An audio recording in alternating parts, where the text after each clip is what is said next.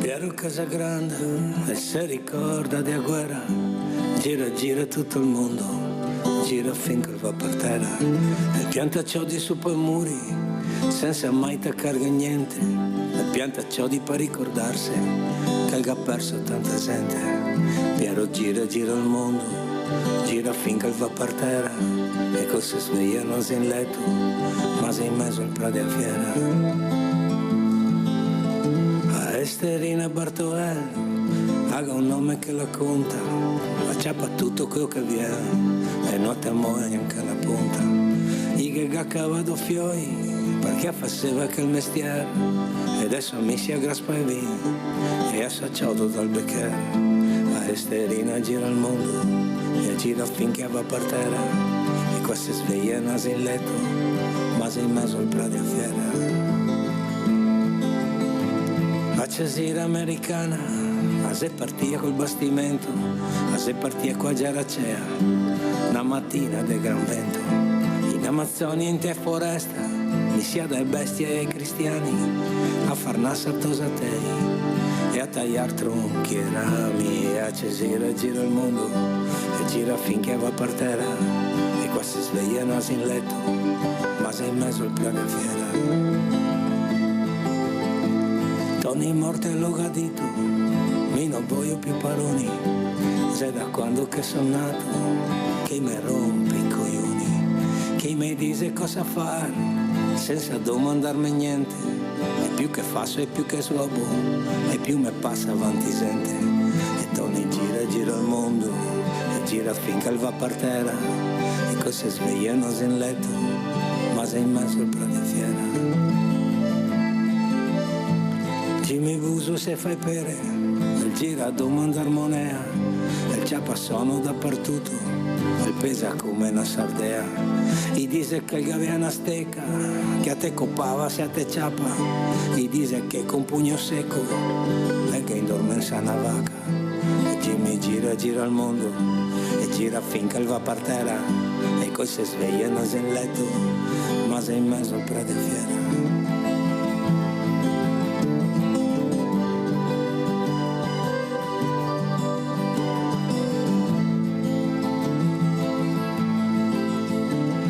Il vecchio Mandeoro, 20 a manga bossa, e arriva dritto i motorini, cantando bandiera rossa. Ecco ti vedi de mattina, e par proprio un uomo nuovo, ecco ti becchi cose sera, e si sappia come un uovo, e così il tacca a sigare, finché il prete non si sveglia, e poi il tacca a bestemmare, girando intorno al prato a fiera. Resi cani che sommo, che ha fatto il marinaio, perché gira i 7 mari, qua che trova quel del formaio. A resi colo che ciapà, lo che sposa vestia di nero, poi si scampata via d'accesa, se vedremo il cimitero. A resi gira gira il mondo, e gira finché va per terra, e qua si sveglia non si in letto, ma si in mezzo al prato a fiera.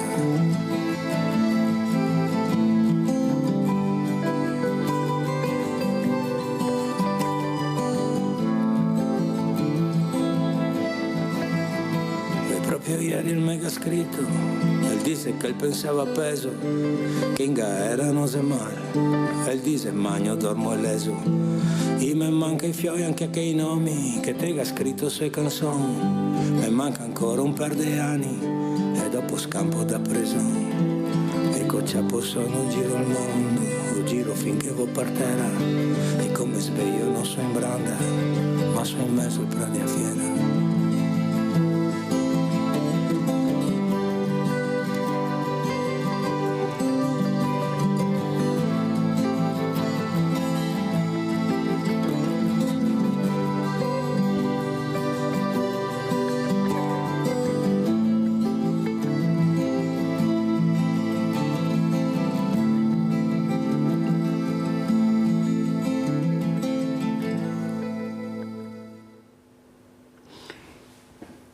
E dopo aver sentito questa bella canzone in mezzo al Pradi a Fiera di Ricky Bizzarro, parole molto belle che fanno capire, ecco, i personaggi che girano attorno a questo prato. Ormai i prati si sparì, noi per fortuna abbiamo ancora questo grande prato della fiera, un prato enorme, dove c'è il Luna Park, dove c'erano le famose fiere di una volta, dove portavano il bestiame e tutto, perciò una tradizione che va avanti, penso sia una delle tradizioni più antiche.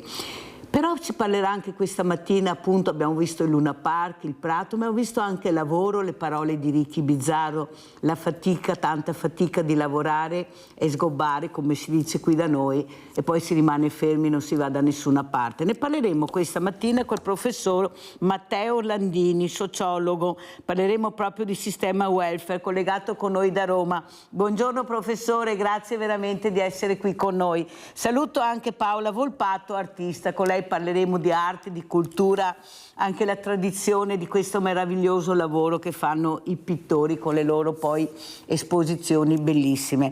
Allora, professor Landini, ci spiega cosa sta succedendo, ecco, specialmente nel lavoro. Qui si lavora e si rimane poveri, con 2 stipendi non ce la facciamo più, dicono, poi vedremo anche il servizio degli artigiani, che c'è carenza di personale, e lo dico anche questa mattina, professore, io ho avuto un ragazzo 23 anni che sogna di fare il saldatore, senta bene professor Orlandini, ha mandato curriculum, ha chiamato, nessuno lo prende perché si parlava anche ieri con Don Zonzanello, un parroco, ecco, ha la pelle nera. Allora, cosa sta succedendo nel nostro paese e questi lavori chi li farà in futuro?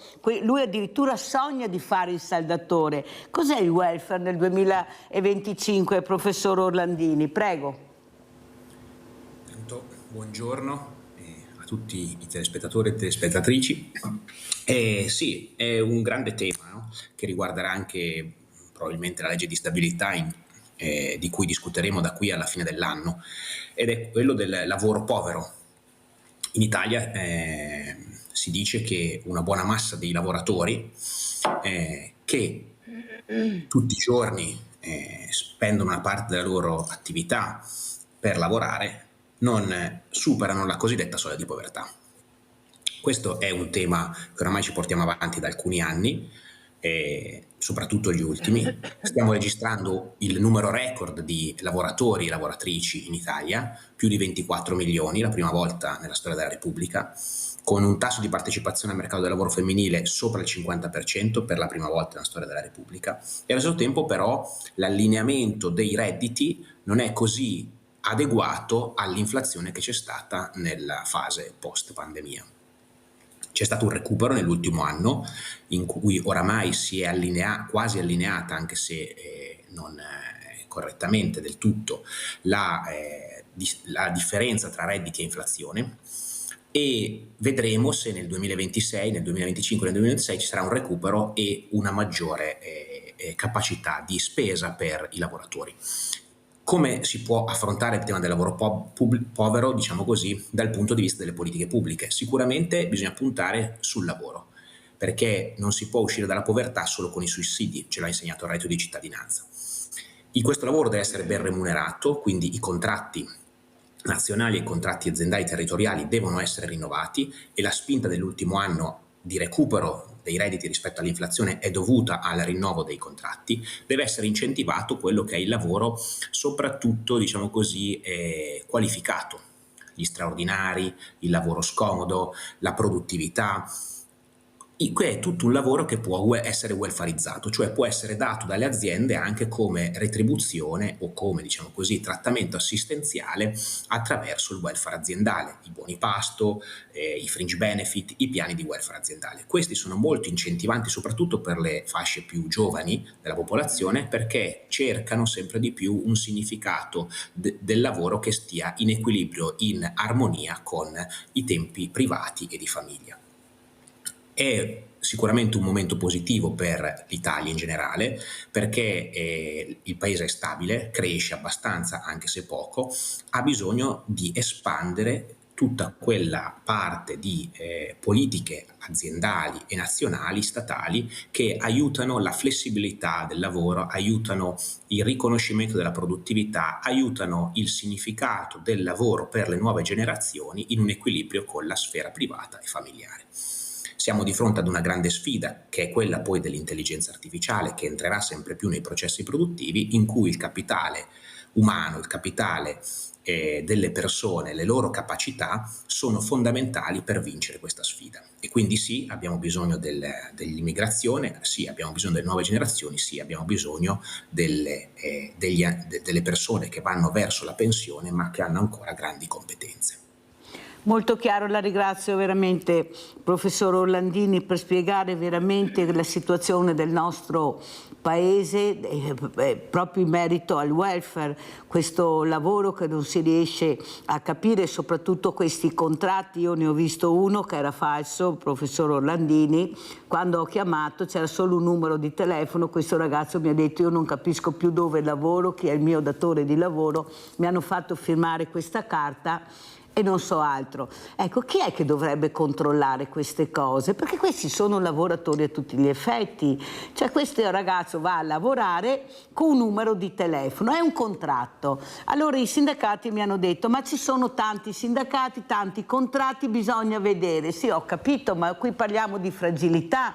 Loro non sono in grado di capire questo contratto che firmano. Io l'ho visto, e quando ho chiamato il numero, ha sentito questa la mia voce che non conoscevano, ma un'altra voce, hanno buttato giù il telefono. Capisce che quello che mi fa rabbia è che non c'è mai nessun controllo in questo paese, ognuno fa quello che vuole. Ecco, poi che ci rimettono sono queste persone che lavorano, che non riescono neanche, come dice lei, a sopravvivere dopo ore e ore di lavoro, ecco, che vivono in situazioni precarie di più, dormono per strada a volte. Noi abbiamo veramente delle situazioni di abbandono distabili dove ci potrebbero stare tutti. Io sono professore vicino a Venezia e sono indignata nel vedere tutte queste isolette che si potrebbero veramente usufruire, con tutti questi camere, stanze che non sono però in abbandono totale, ve lo posso assicurare. Ecco, quei mezzi di trasporto che abbiamo, ad esempio Treviso, la ricca Treviso, piena di industrie, di fabbriche, però la gente non trova un affitto adeguato, non trova, nessuno vuole affittare. Noi teniamo chiuso quello che potremmo aprire, anche perché parliamo di pendolari che delle volte si alzano alle 4 del mattino per ritornare alle 9 di sera. Io penso che Treviso e Venezia in mezz'ora si possa fare, 3/4 d'ora. Capisce che non c'è la volontà di aiutare le fragilità. I ricchi diventano sempre più ricchi e chi lavora diventa sempre più povero se andiamo avanti così. Allora sentiamo Rinaldo, poi torniamo da lei e anche presentiamo Paola Volpato, almeno vediamo un po' di colore, un po' di bellezza con questi quadri che Paola Volpato realizza. Prego Rinaldo. Ciao Mirella e buongiorno al tuo ospite. Il lavoro oggi, il lavoro purtroppo non si retribuito. Il lavoro è la truffa più grande che abbiamo in Italia, è proprio quello del lavoro. Perché? Ma come si può andare? Ma gli parla di lei fa questo e quello. Finire la guerra non vuol dire niente, abbiamo costruito un Veneto floriente, bello, pieno di ricchezze, pieno di tutto. Adesso abbiamo la deficienza la roba artificiale. Questo, e non siamo buoni a andare fuori. Le lingue dice della gente. Intanto torniamo con le carte da mie, perché il potere dell'euro non va a niente. Perché ti va al supermercato a fare la spesa con 50 euro. Se ti andavi con 100.000 franchi, ti compravi meglio al supermercato. Adesso ti vai a casa con poche le scolasce. Ma non capiamo, ma dai Mirella, siamo lì a parlare, tutti i professori, ma non siamo buoni a risolvere il problema del lavoro. Bisogna aumentare gli stipendi, a dargli la gana giusta agli operai. Allora perché se ti dà che ti riesca a te, ti fa spese, ti compri roba. Grazie Rinaldo, fammi andare avanti, sei stato chiarissimo con la tua esposizione. Una volta non avevamo niente, ma abbiamo costruito le nostre città, i nostri paesi, anche Enrico Nord-Est. Allora Paola Volpato, invece l'artista, la sensibilità dell'artista in momenti veramente delicati come questo riesce a emergere, ecco, questa positività che è proprio nel quadro, dove tu vedi quello che l'artista vuole dire. Questo quadro ti parla, se tu lo guardi lui ti fa delle domande, tu devi rispondere o viceversa. Ecco, bisogna però fermarsi e scrutare, guardare, chiedersi. Prego Paola, vediamo anche i quadri di Paola per cortesia, intanto che Paola Volpato parla. Grazie. Prego Paola Volpato. Intanto buongiorno a tutti. Sono in una fase di riflessione molto profonda a livello anche proprio di pensiero. Io nei miei quadri in genere c'è sempre un pensiero, un substrato anche della storia, di quello che gli uomini hanno attraversato. Ultimamente, dopo il Covid, dove mi sono abbracciata con la natura in modo completo e ho scoperto la forza, la potenza e la meravigliosa capacità di rinascita che ha la natura, che ci dà anche a noi, mi sono resa conto di quanto noi ci siamo staccati in realtà da questa forza primaria e che ci appartiene, che ci rende umani. E mentre ci stacchiamo sempre di più, noi diventiamo sempre più macchine da guerra, macchine senza cuore, macchine senza pensiero. Andiamo avanti un po' come automi e probabilmente nel momento in cui l'intelligenza artificiale prenderà più forza, questa riuscirà anche a eliminarci, perché non abbiamo più, diciamo, qualcosa di diverso da dare, perché abbiamo trasferito all'intelligenza artificiale tutte le nostre conoscenze e lei, trasferendo le nostre conoscenze, abbiamo anche trasferito la nostra parte di Caino, come dico io, no? Per cui il più forte vince il più debole e quindi lei sarà più forte e noi non saremo più necessari. La vedo molto, sono un po' negativa in questo periodo. Devo dire che la speranza deve essere comunque ripresa per la coda, perché altrimenti non se ne va fuori. E in questo periodo, appunto, come dicevo, di riflessione, mi sono messa in ordine tutte le poesie che ho scritto in questi 40 anni di scrittura, molto segreta, nascosta, che ho tenuto tutto nel cassetto intendo dire nel computer, nelle varie cartelle, perché volevo un po' anche proprio riflettere complessivamente su quello che è vero, quello che resta, quello che non resta. E ho quindi presentato proprio recentemente, se volete poi magari leggo anche una poesia o due, proprio su questa riflessione della polis, no? Della responsabilità della comunità e di come si sviluppa la comunità. Già nel quadro che ho portato, vi ho mandato, Paradisi, c'era una riflessione che sembra molto un po' nascosta, che parla di quello che è la Bibbia e di quello che la Bibbia per tutto il sistema occidentale ha significato, cioè il senso della colpa, il senso del peccato, mentre nella parte orientale la natura è qualcosa che invece si integra molto meglio con gli umani e anche in modo gioioso, senza questo tipo di colpe che poi sono basate sul peccato originale, quindi su Eva e quindi sulla donna. Questa è una cosa che io sento moltissimo come un errore proprio drastico che attraversa tutta la nostra civiltà in modo diciamo tragico, perché porta appunto alla sottomissione di quelli che sono, perché le donne hanno una visione secondo me più universale dell'umanità, in quanto la creano, in quanto la proteggono, in quanto la mettono al mondo, mentre gli uomini hanno un po' il senso della prevaricazione, del più forte, della difesa, della conquista e della guerra. E questo predominio, no, della guerra, del più forte sul più debole, è quello che sta portando allo sfacelo la nostra società, la nostra umanità. Molto chiara, grazie Paola, complimenti anche per questi quadri, bellissime anche i colori, proprio il paradiso nel vero senso, veramente belli, e soprattutto Eva grigia, Eva non una Eva solare ma una Eva grigia, complimenti Paola. Allora andiamo a vedere questo servizio artigiani, carenza, manodopera e poi commentiamo col professor Orlandini quello che abbiamo visto e sentito. L'assenza di manodopera nelle piccole e medie imprese ormai è un dato di fatto. Dati Excelsior stimano che di circa 50.000 entrate totali nelle imprese, quasi 26.000 sono di difficile reperimento, ovvero più del 55%. Quello che si teme è che non ci siano più passaggi generazionali, che le imprese scompaiano e così i nuovi artigiani.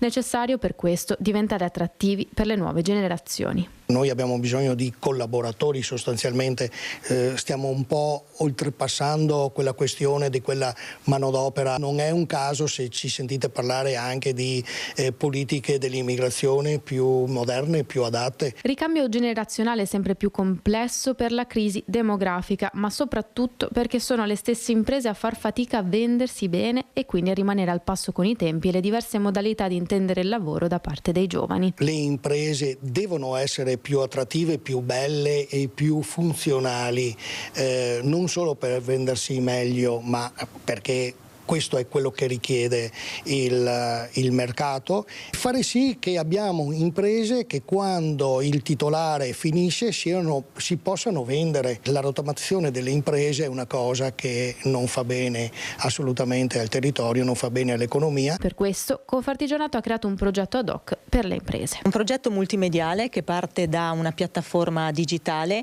in continua evoluzione, nel senso che in questo momento la piattaforma digitale ha una serie di guide, di mappe per le imprese, di tutorial, di videotestimonianze e si arricchirà di webinar verticali su determinate tematiche che nell'ambito del progetto Cassetta degli Attrezzi poi sono già individuate, dal welfare alla gestione dei conflitti all'interno delle aziende, a come scrivere un annuncio di lavoro, a come gestire proprio i rapporti anche all'interno delle aziende.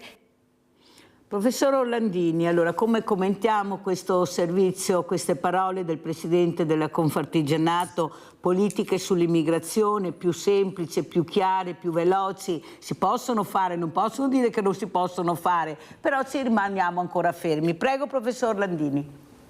Allora, interessante perché ci fa vedere il problema, il vostro servizio, e allo stesso tempo anche come le rappresentanze delle associazioni di categoria, delle imprese, provano a muoversi e a dare delle risposte anche fattive.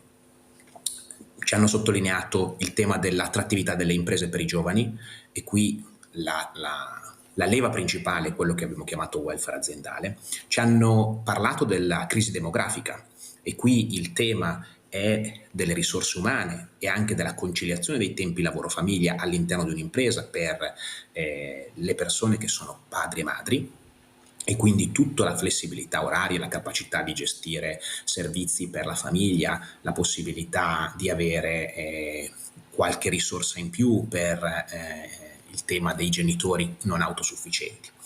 Hanno parlato di immigrazione qualificata e iniziano a funzionare i primi progetti di formazione in alcuni paesi africani attraverso il piano Mattei di personale qualificato che poi arriva in Italia attraverso corridoi propri, e ci hanno detto che le imprese non possono rimanere senza una successione. E qui c'è tutto il tema che so sviluppato anche dalla Regione Veneto, e alcune regioni ne stanno parlando anche nel nord Italia, di rigenerazione delle imprese, cioè della capacità di lasciare l'impresa nelle mani dei lavoratori che creano delle cooperative, delle imprese proprie e acquistano l'impresa di cui sono stati protagonisti come collaboratori fino al giorno precedente. Ecco, i problemi ci sono e, come abbiamo visto dal servizio, iniziano anche a costruirsi delle soluzioni intelligenti al passo con i tempi e sicuramente ci vorrà tempo per arrivare a una risposta articolata e strutturale, ma sì, c'è una crisi, ma ci sono anche tante risposte attive dal basso, dalla società civile, per provare a andare oltre. Va tutto bene, professor Orlandini, l'unica cosa però che non va bene è poi quando arriva la burocrazia. E qua si flocca tutto. Ecco, tanti bei progetti, tanta buona volontà, però una burocrazia che ti ferma, ti blocca completamente.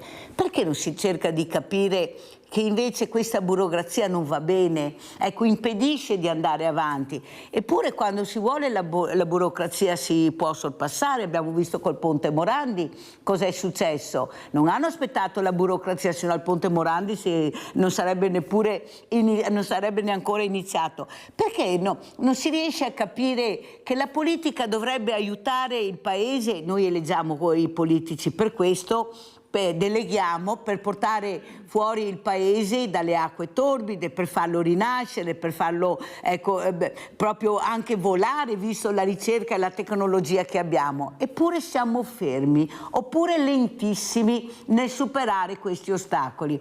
Ecco, cosa dovrebbe fare, professor Landini, la politica? Perché noi abbiamo bisogno anche di politici preparati, di gente che sappia veramente come stanno le cose. Io ho il presidente delle associazioni di categoria, o i sindacati hanno le idee chiare, però non sono ascoltati, non vanno avanti e si rimane sempre indietro. Allora tanti bei progetti, però poi volente o nolente la politica deve dare l'ok, se no non si va da nessuna parte. Questa è la verità, con gli investimenti adeguati. Prego, professor Landini.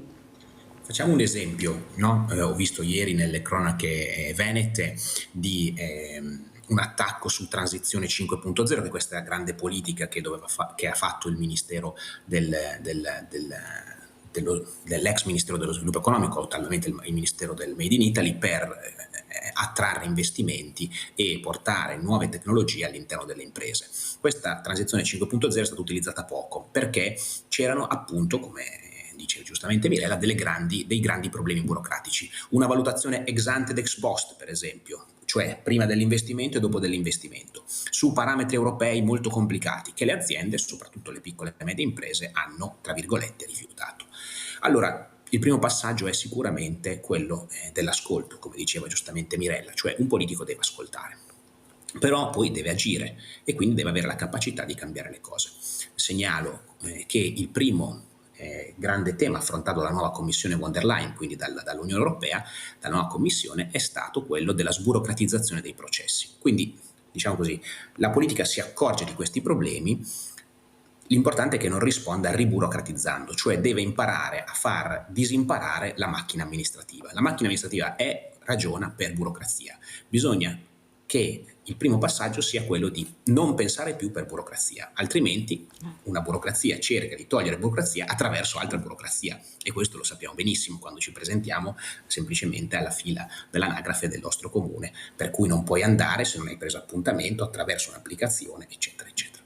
Ma per dire proprio questo, ascolto, disimparare i vecchi metodi e impararne di nuovi attraverso questa costruzione, diciamo così, con le associazioni di categoria, con le persone che lavorano, con gli imprenditori, per costruire nuovi processi molto meno burocratici, come abbiamo fatto sul Ponte Morandi, come dovremo fare probabilmente anche sul ponte sullo Stretto, come dovremo fare sulle grandi opere, perché altrimenti non le riusciamo a mettere a terra, come poi d'altronde è stato anche per le Olimpiadi Milano-Cortina, che alla fine costruiscono tutte le infrastrutture e riescono a farle allentando in parte il sistema burocratico. Avete capito, è stato più chiaro di così. Dove vogliono riescono a superare. Ecco, quello che invece noi vorremmo che superassimo anche quello che serve a noi. Ecco, questa burocrazia che sta uccidendo i più piccoli, ecco, proprio non riescono a gestire, ecco, devono girare col commercialista, con l'avvocato, non se ne può veramente più. Perché? Perché impediscono ai piccoli di andare avanti, dicono fate rete, ma dovrebbero essere le associazioni di categoria che fanno questo, perché l'artigiano o il piccolo industriale o lavora o va a distribuire il proprio lavoro negli uffici fermi. Voi provate ad andare alle poste, provate ad andare in banca, tu devi fare tutto online, e la popolazione diversamente giovane, molti dei quali non sanno neppure riuscire ad operare il telefonino, mi chiedete come fa, io ho bisogno di un cartaceo, devo aspettare ore, ecco, ci sono 6 sportelli, un sportello solo che funziona, e dopo dove li mettiamo? Eppure sono strapieni di soldi, è perché non ci vogliono più, vogliono solo il digitale. Questo non può andare bene, non siamo pronti, professor Landini, non ci siamo, non è che hanno fatto imparare, hanno fatto un percorso come l'hanno fatto in Australia e in altri paesi dove il diversamente giovane adopera gli iPad in maniera perché le hanno insegnato. Qui è arrivata la carta di credito che non sapevo neanche cos'era, però gliel'hanno messa in mano da domani ad opera, e sono proprio quei politici, mi scusi se lo dico professor Landini perché sarei anche stanca, che quando mi collego non sanno neppure adoperare il computer o lo Smith, ecco, hanno 5-6 persone attorno, non tutti ma buona parte, che gli preparano tutto, poi se cade qualcosa non riescono neanche più a collegarsi. Capisce che bisogna iniziare anche a parlare, a muoversi. Io dico sempre sveglia Veneti, nel senso che dobbiamo anche dire quello che non va bene, non solo Minovò combatta, che è il famoso detto qui veneto. Noi dobbiamo, perché è il nostro futuro, siamo messi male, chi ci aiuterà? Io ieri ho ricevuto delle telefonate, ecco, dai diversamente giovani, lo dico anche a Paola Volpato, che veramente mi hanno fatto rabbrividire. Adesso sono in contatto con i sindaci. Una signora di 87 anni, professor Landini, mi ha detto: mi sembra di vivere nel terzo mondo, sono completamente sola, abbandonata, non ho una parola, non ho un servizio, un paese piccolo, io come faccio? Sono anche ammalata, vuol dire che non mi curerò più? E no, ho detto io, ci mancherebbe. Ma capisce la disperazione, l'esasperazione di queste persone che hanno fatto diventare grandi il nostro paese lavorando sodo, ma veramente tanto, si ritrovano in queste condizioni e tutti passano il cerino, professor Landini. È colpa, allora il sindaco non conosce, l'assessore non conosce, i servizi sociali, siamo in pochi, come facciamo? Noi abbiamo poche risorse, sì, ho capito, e questa gente cosa facciamo allora? Paola Volpato, cosa pensa anche veramente di questa fragilità che poi voi trasmettete con la vostra pittura, la vostra creatività, questa fragilità che soprattutto colpisce queste persone, perché bene o male il giovane ha un futuro davanti, poi con le nuove tecnologie lui è molto preparato, in qualche maniera si arrangia, ma le fragilità, ecco, l'arte con le fragilità la vediamo, l'abbiamo sempre vista, soprattutto quando si entra nelle chiese, vediamo le fragilità, però c'è sempre questa speranza che viene trasmessa. Ecco, voi fate la fragilità però con la speranza, vero Paola Volpato? Ecco, che un futuro migliore. È quello che credo, che dal dolore nasca l'arte e la poesia, ma ci debba essere come una specie di salto di qualità che porta al di là del dolore. Però affrontare le cause del dolore è importante, è molto vero quello che dici, Mirella, perché io ho anche lavorato nell'ente pubblico e la burocrazia è sempre peggio, e non perché sia più efficiente, ma perché diventa più pesante per chi non ha appunto degli strumenti, delle strutture, delle persone che fanno per lei tutto il lavoro, ed è sempre più disumana. Cioè non si guardano gli obiettivi, ma si guardano i procedimenti, ed è diverso, no? Guardare agli obiettivi, arrivare in un punto per poter risolvere delle cose, è diverso che non vedere di essere perfetti su tutto il meccanismo della macchina dei congegni, che in realtà poi magari sono celibi, non portano da nessuna parte dal punto di vista della soddisfazione del pubblico, del raggiungimento dei risultati, dell'arrivare a determinate soluzioni utili per chi ne ha bisogno. Ecco, io ti dico, volevo leggerti una poesia, posso? Sì, allora Paola, aspettiamo prima la telefonata di Giusy, se no mi cade la linea, poi veramente ascoltiamo la tua poesia, Paola. Mi fa molto piacere che la leggi, veramente anche sono onorata di averti ospite, sei proprio una persona per bene con una grande sensibilità. Giusy, vai! Ciao Mirella, buongiorno ai tuoi ospiti. Allora Mirella, io volevo andare a trovare un mio parente all'ospedale e chiamo il centralino dell'ospedale e mi dicono che su quel reparto lì è solo 19:20 alla sera.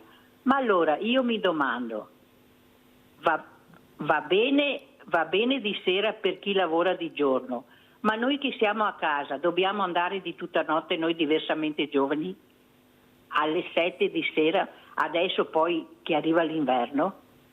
No, perché mi ha detto quella del centralino? Perché dopo il Covid hanno preferito di fare solo la sera. Allora, se fanno solo alla sera, si trovano in quanti? Se in camera sono in 3-4, 4, 8, 12 persone, mettiamo 3-4. Perché? Perché dobbiamo andare di sera? Va di sera quelli che lavorano di giorno? Bisogna dirlo, dottor Benazzi, non si può fare questi orari, e anche per noi anziani. Una sera sono andata d'inverno l'anno scorso, c'era un ragazzo che mi veniva dietro, a me e Alfonso, e buonasera signora, fino che sono andata in macchina. Non ce la facciamo noi anziani di andare di tutta sera, magari un'anziana che ha un figlio che deve andare a trovare, deve andare alle 7 di sera. Ma siamo contenti di metterci sulla mascherina quando andiamo anche al pomeriggio, ma non si può andare solo alla sera. Come fai Mirella? Vi ringrazio. Molto chiara Giusy, ecco, prossimamente avremo il direttore Benazzi, perciò gireremo a lui, potrete chiamare Giusy e chiederglielo direttamente, lui sicuramente vi risponderà. Allora, sentiamo la poesia di Paola, poi andiamo in pubblicità. Vai Paola. La poesia è mentre giriamo sulla terra. Mentre giriamo sulla terra tutti assieme, sembra che a malapena e con fatica vediamo gli umani come insieme. E ancor meno percepiamo alberi, alghe, rettili, funghi, batteri, pesci, anfibi, insetti. Di tutto l'ecosistema ancora conosciamo appena 1/10 soltanto dei viventi in scena. Viviamo umani barricati in un infimo cerchio immaginato, ma eletto a nostro esclusivo regno e dunque privilegiato, poiché tutto il resto va dominato. Quella logica però di potentato rende anche quel cerchio tormentato. Crediamo di essere noi a far girare la terra, noi a governare le forze, a dominarle, ad averne il primato. Vogliamo ricchezza, potere da sottrarre fino alla guerra. Mentre gli altri viventi usano ciò che serve soltanto e per tutto il resto del tempo, immersi nel terrestre manto, vivono, nascono e muoiono in ineffabile incanto. Ed è così difficile per noi, anime giovani nella evoluzione. Siamo pericolosi come chi sta nella superstizione. Poesia, esala speranza, con la tua parola suadente, ribalta di quel sentire il verso, definitivamente. Complimenti Paola, veramente complimenti per le parole che hai saputo trasmettere su questi fogli, ecco, che resteranno, rimarranno e che noi leggeremo. Complimenti veramente Paola. Pubblicità.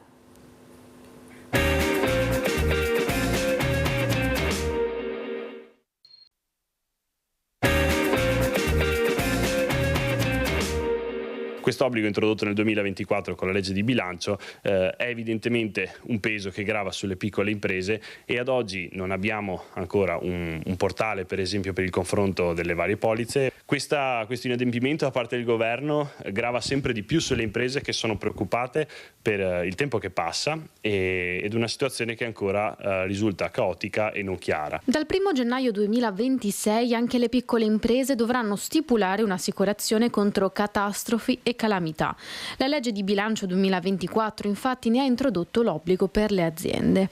La CNA di Treviso lancia un allarme sulla mancanza attualmente di un portale dedicato per confrontare le varie polizze, una spesa per cui non è previsto inoltre nessuno sgravo fiscale, come invece è per esempio per le RC auto e che CNA stima quindi come particolarmente gravosa per le imprese stesse. L'azienda obbligata ad attivare questo tipo di polizza vedrebbe o potrebbe supporre che ci sia una sorta di tassazione ulteriore e aggiuntiva travestita da polizza, ma in realtà diretta ad aumentare le entrate dello Stato. Per questo CNA, preoccupata per le ricadute sulle imprese, si fa portavoce di una richiesta al governo. Rivedere la questione della tassazione, addirittura eliminando l'IVA, come per esempio nell'esperienza delle abitazioni private, e invece introducendo un sistema di incentivo, di detrazione.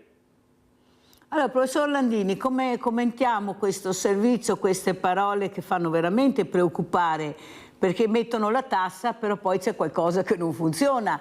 Prego, professor Landini.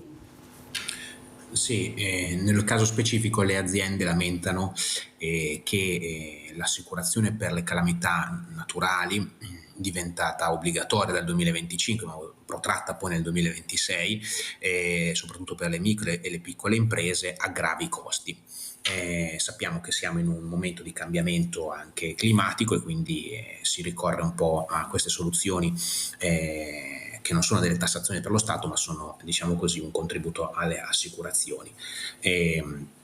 Cerchiamo è logico che lo Stato cerca di obbligare le aziende a rispondere a problemi che sono anche in capo allo Stato stesso, perché il dissesto idrogeologico è una competenza statale. Siamo di fronte a uno di quei casi in cui appunto non si chiede la revoca, ma si chiede un alleggerimento dell'obbligo. Penso che alla fine troveranno una quadra. Ma volevo ritornare sul tema che abbiamo trattato precedentemente, proprio perché è il tema della solitudine, è il tema centrale, un mare oscuro dell'Occidente, anche del nostro paese, quello della sua telespettatrice che ci racconta che non può entrare in un orario di visita diverso da quello preconfezionato su dei lavoratori, in fin dei conti dalle 19 alle 20. Cioè, abbiamo costruito una società che accentua le solitudini, quando invece abbiamo bisogno, come anche tutti i casi che abbiamo sentito e anche la bellissima poesia di Paola ci ha fatto ascoltare, di relazioni sociali, di relazioni comunitarie, di rapporti anche tra lo Stato e per esempio le imprese, tornando all'ultimo caso, in cui questi rapporti siano più caldi, più costruttivi, più sicuramente orientati alla costruzione di un bene comune tutti insieme, non a solo delle contrapposizioni o a delle solitudini, che sono la base per costruire dei poteri che non rispondono a nessuno. Professor Landini, è vero quello che lei dice e soprattutto la poesia di Paola fa capire, ecco, questo giro, cerchio infernale, ma è proprio un cerchio infernale perché, professore, noi parliamo che mancano lavoratori in tutte le aziende, quasi tutte si lamentano, però noi abbiamo i diversamente agili che sono messi all'angolo, nel senso, io ho avuto un'autrice di 42 anni, una quarantina d'anni, che ha scritto un libro bellissimo che sta scrivendo, che adesso tra poco presenterò, la quale dice: sì, è vero, ho trovato un posto di lavoro, ci mancherebbe che non l'avessi trovato. Lei è una persona diversamente agile, però sono rimasta là nell'angolo, non riesco a fare strada, non mi aiutano, non vogliono che io faccia strada. Io invece avrei piacere di fare strada, la mia professione di aumentare, ecco, perché so che potrei farcela, ma non vogliono che lo facciamo.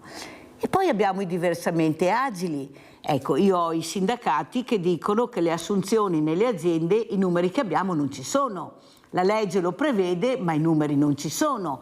Perché? Perché hanno paura di assumere queste persone, non sono in grado di lavorare, anche se hanno diplomi, sono tutte... Capisce che faccio fatica a capire dove la politica vuole arrivare, professor Landini? Perché negli uffici noi avremo queste realtà che potrebbero veramente svolgere questi lavori, perché hanno, come ripeto, diplomi, lauree, però non li vogliono, non vengono assunti e mettiamo negli uffici persone che potrebbero lavorare all'esterno tranquillamente e fare di quello che la comunità ha bisogno. Perché c'è questa poca voglia di capire invece che c'è un mondo che non aspetta altro di essere impiegato e sono i diversamente agili? Perché ancora, ecco, noi abbiamo la Costituzione, abbiamo le leggi, ma nella realtà poi la pratica non c'è. Non c'è, professor Landini, e queste persone invece hanno tutto il diritto di lavorare, di avere un stipendio adeguato nel lavoro che fa, e lo fanno anche molto bene, lo hanno dimostrato. Ecco, chi è che si dovrebbe impegnare su questo? E per quanto riguarda le calamità, certo, la calamità, l'assicurazione, ma se tu investi nel territorio fragile, la calamità magari arriva in maniera più dolce, meno impattante per me. Allora io investo, ma tu politico investi su quella che sarà la mia sicurezza, perché per aprire un'attività io devo investire molto, e se tu mi fai aprire un'attività su una zona fragile, non investi perché i soldi per i sindaci, le provviste non ci sono mai, oppure vanno da un'altra parte, devo pagare io lo sbaglio che fai tu. Perché un signore mi ha fermato l'altro giorno, professor Landini, mi ha detto, il ministro Salvini ha detto che chi sbaglia paga. Ecco, l'operaio sbaglia, paga, i dimostranti pagano, ma quando il politico sbaglia, chi è che paga? Professor Orlandini mi ha chiesto, Mirella, quando i politici sbagliano, loro non pagano mai, poi paghiamo noi per loro? Prego, professor Orlandini, vede che diversamente i giovani sono illuminati, professor Orlandini?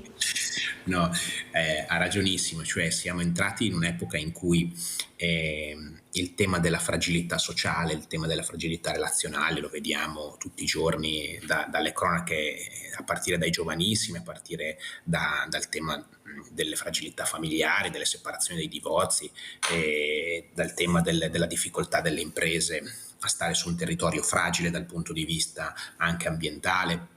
È una delle cifre contemporanee. Non c'è una soluzione miracolosa, c'è la costruzione giorno per giorno di prassi diverse di lavoro che includono le persone disabili, che includono le famiglie nel lavoro, che includono le imprese nei ragionamenti pubblici. Chi paga quando uno sbaglia? Questo è un grande tema. I politici pagano tendenzialmente non essendo rieletti. Le aziende pagano non avendo più mercato, le famiglie pagano attraverso le loro fratture, le loro fragilità. Sì, tutti pagano in fin dei conti socialmente, politicamente o imprenditorialmente, ma il tema non è questo, il tema è costruire delle reti in cui uno quando cade, quando sbaglia, quando diventa fragile riesce a recuperare, anche se ha sbagliato e anche se non c'è più una grande possibilità di recupero. È logico che quando si compiono degli errori bisogna pagare, i politici pagano non essendo più rieletti. Questo oddio, qua avrei qualche dubbio, sa professore, mi scusi, ma qua avrei qualche dubbio. In teoria è così, in teoria è così, no? In teoria. Sì. Sì, è vero. Andiamo a vedere, allora devo correre purtroppo, però vorrei vedere questo video di Paola Volpato che ha portato, che è bello, che fa capire, ecco, dove arrivano, ecco, questa sensibilità e questa armonia. Andiamo a vedere questo video.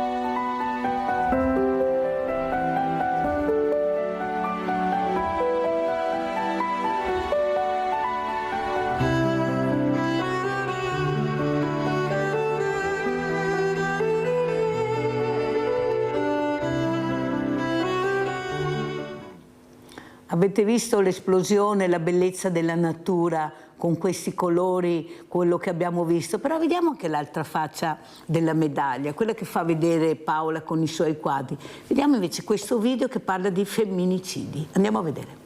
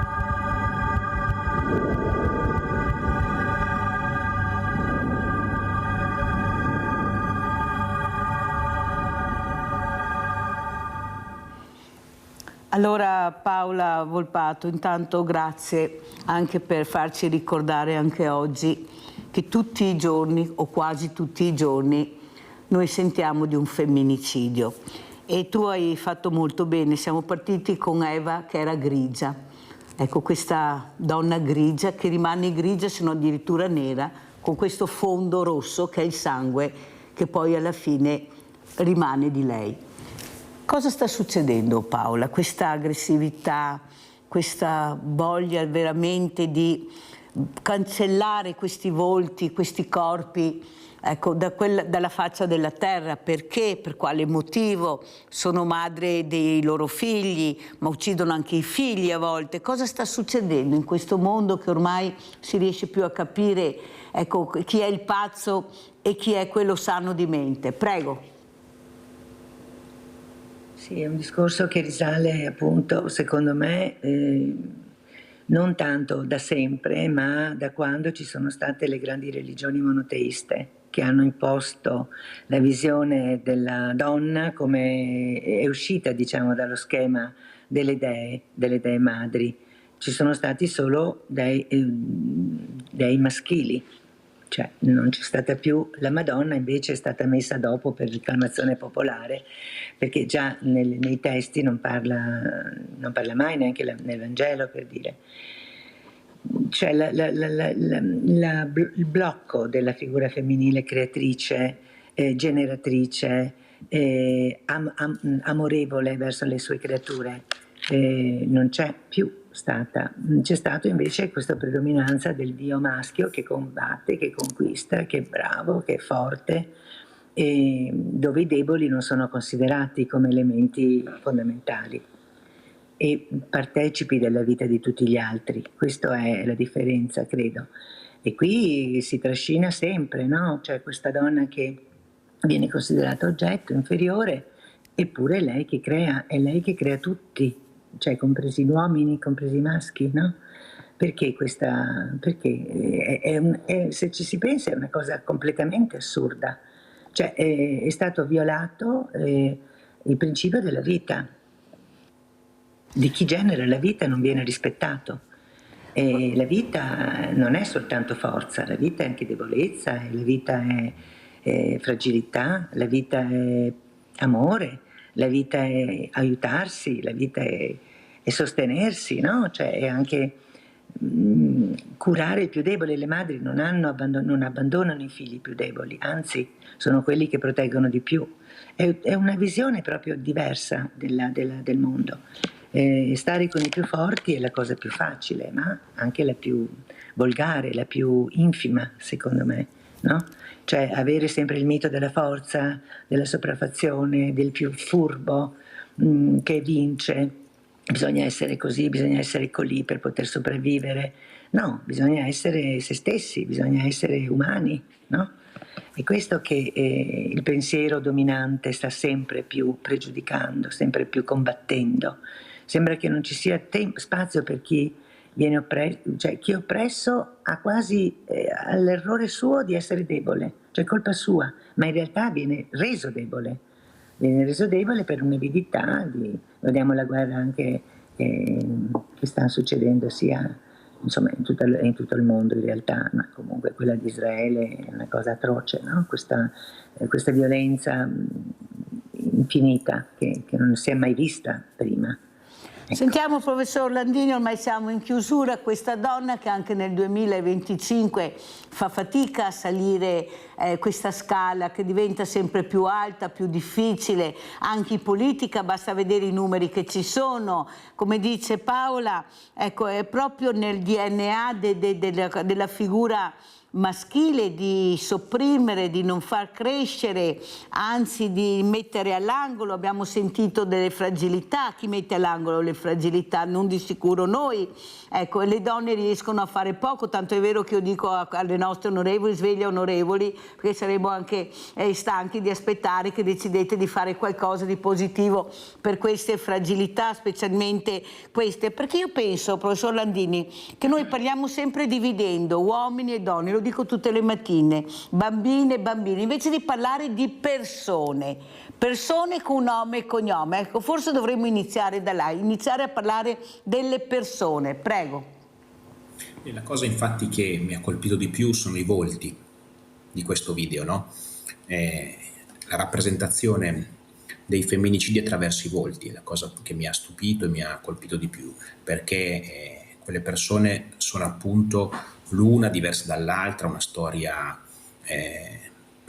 di vita, una storia che ha costruito nel tempo una famiglia, dei rapporti, una relazione, e quella relazione poi è diventata sicuramente la porta per qualche cosa di grandemente malato e anche negativo e male. Però quei volti ci fanno vedere che la ripartenza, come ha detto giustamente lei Mirella, è nel rapporto tra le persone, in una relazione più sana, più veritiera. Devo dire che da questo punto di vista la settimana scorsa è stata ricostituita come festa nazionale la festività di San Francesco, ed è un segno, penso che vada incontro anche alla poesia che ci aveva letto Paola all'inizio, cioè quella proprio di ritrovare degli esempi, dei luoghi, delle persone, anche degli uomini che hanno vissuto diversamente e da cui possiamo ripartire, dei volti che raccontano una storia diversa.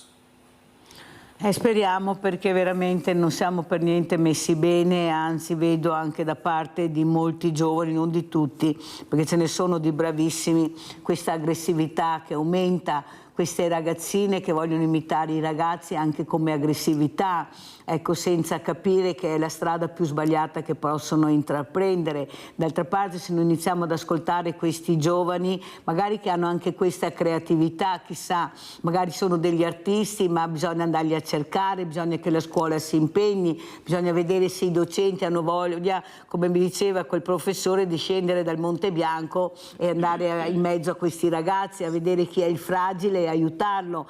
Paola, cos'è la fragilità e poi come ci saluti? Ecco, che fragilità vedi in questo momento, specialmente nei giovani, nei diversamente giovani, l'abbiamo sentita, nei giovani come vedi le fragilità?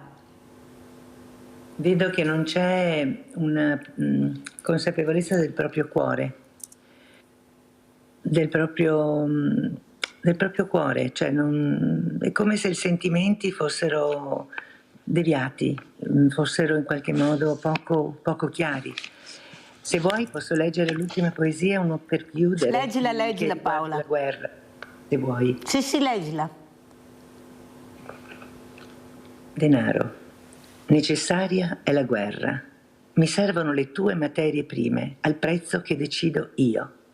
E se con la forza le devo prendere, qualcuno sempre lo farebbe se non lo facessi io. Poesia. No, la nostra terra è bella. Noi vogliamo restare. No a quel modo di produrre infinitamente e definitivamente consumare. Amen. Dobbiamo crescere e sovrabbondare, dice il denaro, dei ricchi la ricchezza aumentare e gli infiniti consumi dei paganti incentivare, che gli umani non sono mai sazi di lusso e di sfarzi fino ad ammalarsi. Amen. Si potrebbe migliorare cooperando, lo sguardo a tutti i viventi allargando e programmare, riparare, livellare. Amen. I soldi li faremo speculando con i robot che staranno lavorando. E se non accadesse subito, se ci volesse tempo, chi sarebbe disposto a dividere nel frattempo ciò che ha con chi non ha?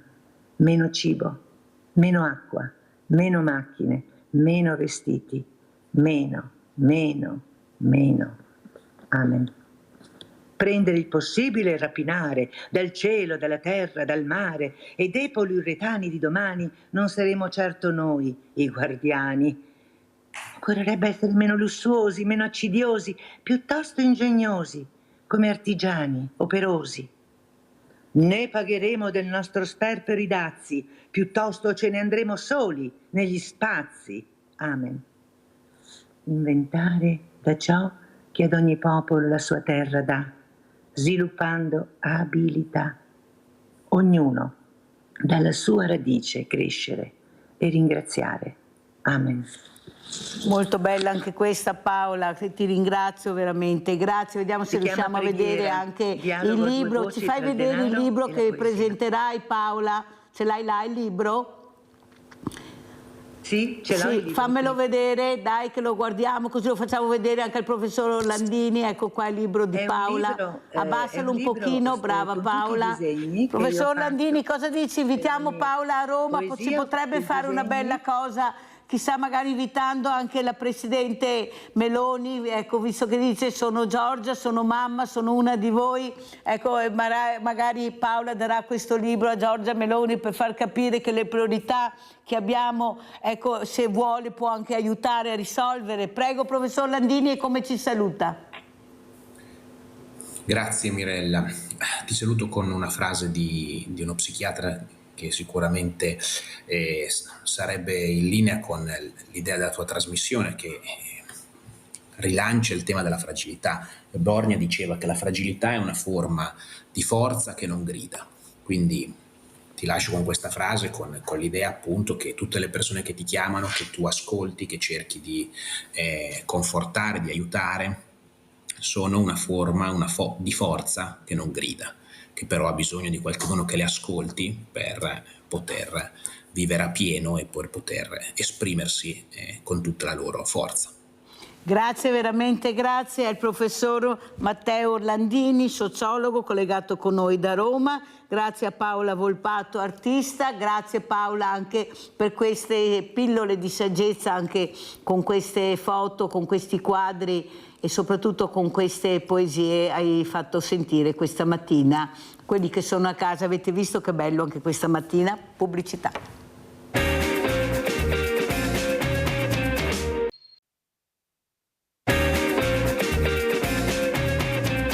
Vi presento Giancarlo Rossi, presidente Treviso Baseball, che è qui con noi. Parleremo anche di ragazzi, di sport, questo sport che dovrebbe essere supportato, incrementato, aiutato, una fatica enorme, vedremo come andrà a finire, perciò ti ringrazio veramente di essere qui. Vediamo se c'è anche la dottoressa Serena Banzato, vediamo se c'è.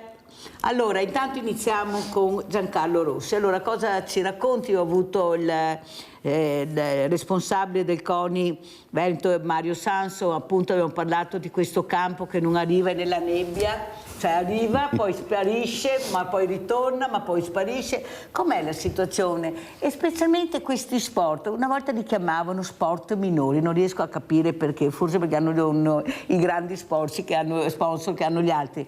Ma questo cos'è? Qual è la difficoltà che trovi per non riuscire ad avere pensate che siamo pieni di campi, strapieni, domina il calcio e il basket e il rugby, con tutto per carità il rispetto che ho per questi sport, però se uno magari decide di fare qualche altro sport, visto che ci sono tanti sport, i numeri che dirà Giancarlo Rossi lo dimostreranno, si fa fatica. Prego. Intanto buongiorno anche ai tuoi ospiti.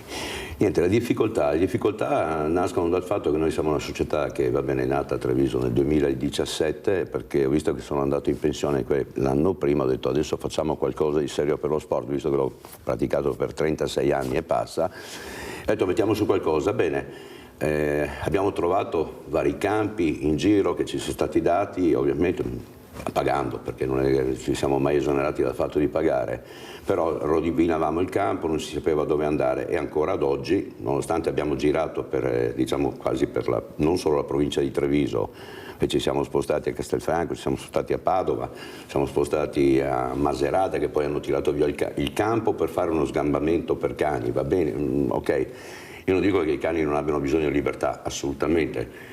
Solo che noi cerchiamo di fare un lavoro per cui non troviamo spazi.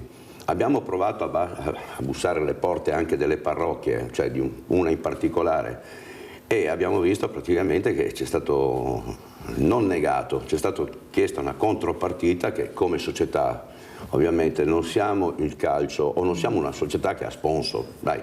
In buona sostanza ci arrangiamo con le nostre forze e troviamo lo sponsorino che ci permette di andare avanti. Ma il fatto è questo, noi vogliamo far fare sport a questi giovani e non so a questo punto cosa succeda che non si riesca a trovare uno spazio. Avevamo chiesto anche all'amministrazione pubblica, mandando una lettera, lo dico molto tranquillamente, per quanto riguarda il campo di San Giuseppe. San Giuseppe so che è stato assegnato a degli amatori, non so se sia andato avanti la cosa, se c'è qualcosa, ma mi sembra che ancora sia ancora fermo. Le nostre proposte sono sempre state dettate da un fatto: facciamo attività, inclusione, ok, tutto questo, ma soprattutto ci prendiamo anche l'onere e ci accogliamo gli oneri di mettere a posto il campo, perché vogliamo che siano strutture funzionali, a norma, e giochiamo dei campionati, non solo i campionati nazionali che devono essere praticamente a norma con gli impianti, ma facciamo anche eventi a carattere internazionale. Dopo 3 anni il Comune di Montebelluna, posso nominarlo questo, ci ha dato l'opportunità, in questo 4º anno porteremo, è stata già assegnata la finale del campionato italiano di Baseball 5 e siamo come società, siamo noi gli organizzatori. Abbiamo trovato, allora, dove troviamo disponibilità? Riusciamo, come anche con le scuole.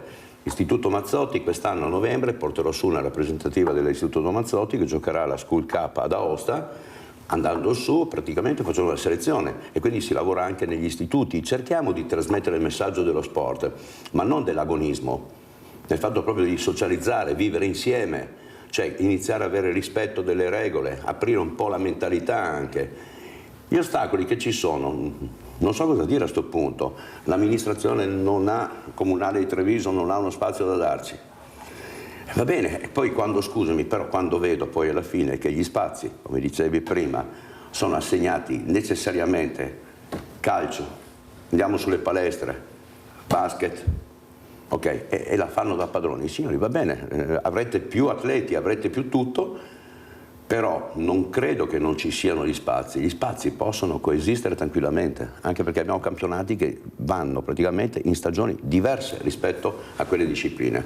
Allora sentiamo anche, ringrazio la professoressa Chiara Mazzoleni, già docente urbanistica allo UAV, grazie professoressa di essere qui. Quello che vorrei capire, ecco, cosa sta succedendo, tutti parlano, ecco, che bisogna veramente avere a cuore questo paese meraviglioso, fragilissimo.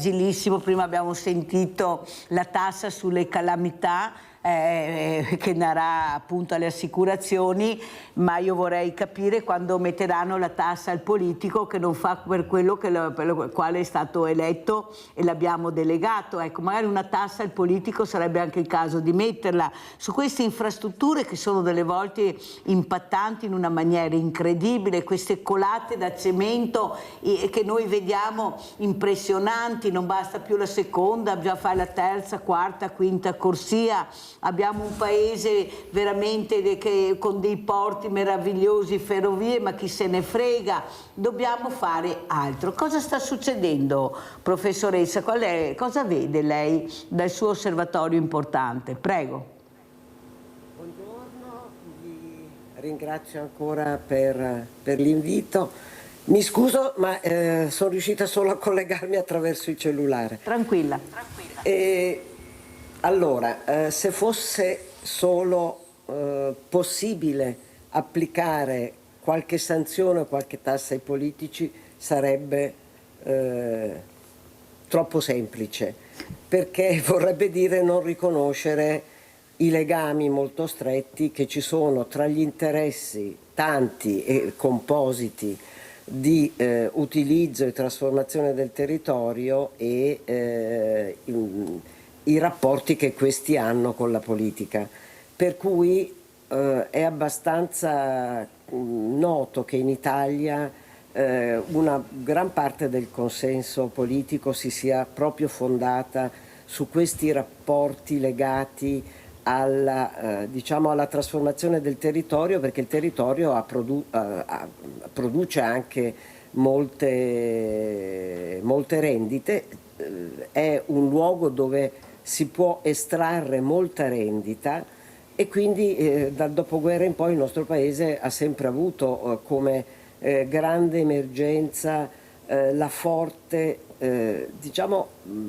usando forse la parola più appropriata, sottocultura relativa al territorio, alle sue trasformazioni, richiamando il termine, un termine ormai comprensibile ai molti, i modi per controllarlo e regolarlo, che si chiamano appunto i modi dell'urbanistica. Quindi diciamo che noi siamo un paese con un grande ritardo culturale proprio nelle questioni che attengono all'urbanistica.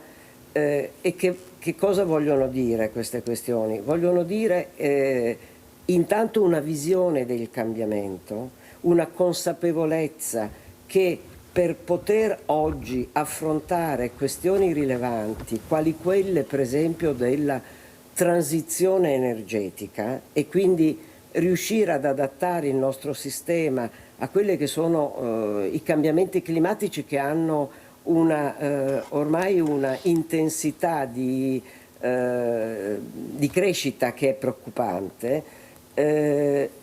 Il problema è che sappiamo che esiste una questione, che è quella appunto del cambiamento dei modi di consumo, degli stili di vita, diciamo anche dei modi dell'economia, che è un processo ovviamente molto complesso e molto lento. Quindi la transizione energetica è un problema sul quale tra l'altro ci sono anche molti conflitti, appunto perché riguarda l'assetto economico, le modalità di consumo, ma anche gli stili di vita della popolazione. Invece una questione che è fondamentale rispetto alla questione della transizione energetica è il problema del suolo, delle modalità del consumo del suolo. Ecco, su questo la politica può fare molto, e su questo anche la società, con la consapevolezza di quello che sta avvenendo, ma anche dal punto di vista della consapevolezza degli esiti delle catastrofi, che non sono solo esiti legati, per esempio, alla mortalità delle persone, perché le persone con le catastrofi certi territori sono così coinvolti che hanno anche un numero di morti molto importante.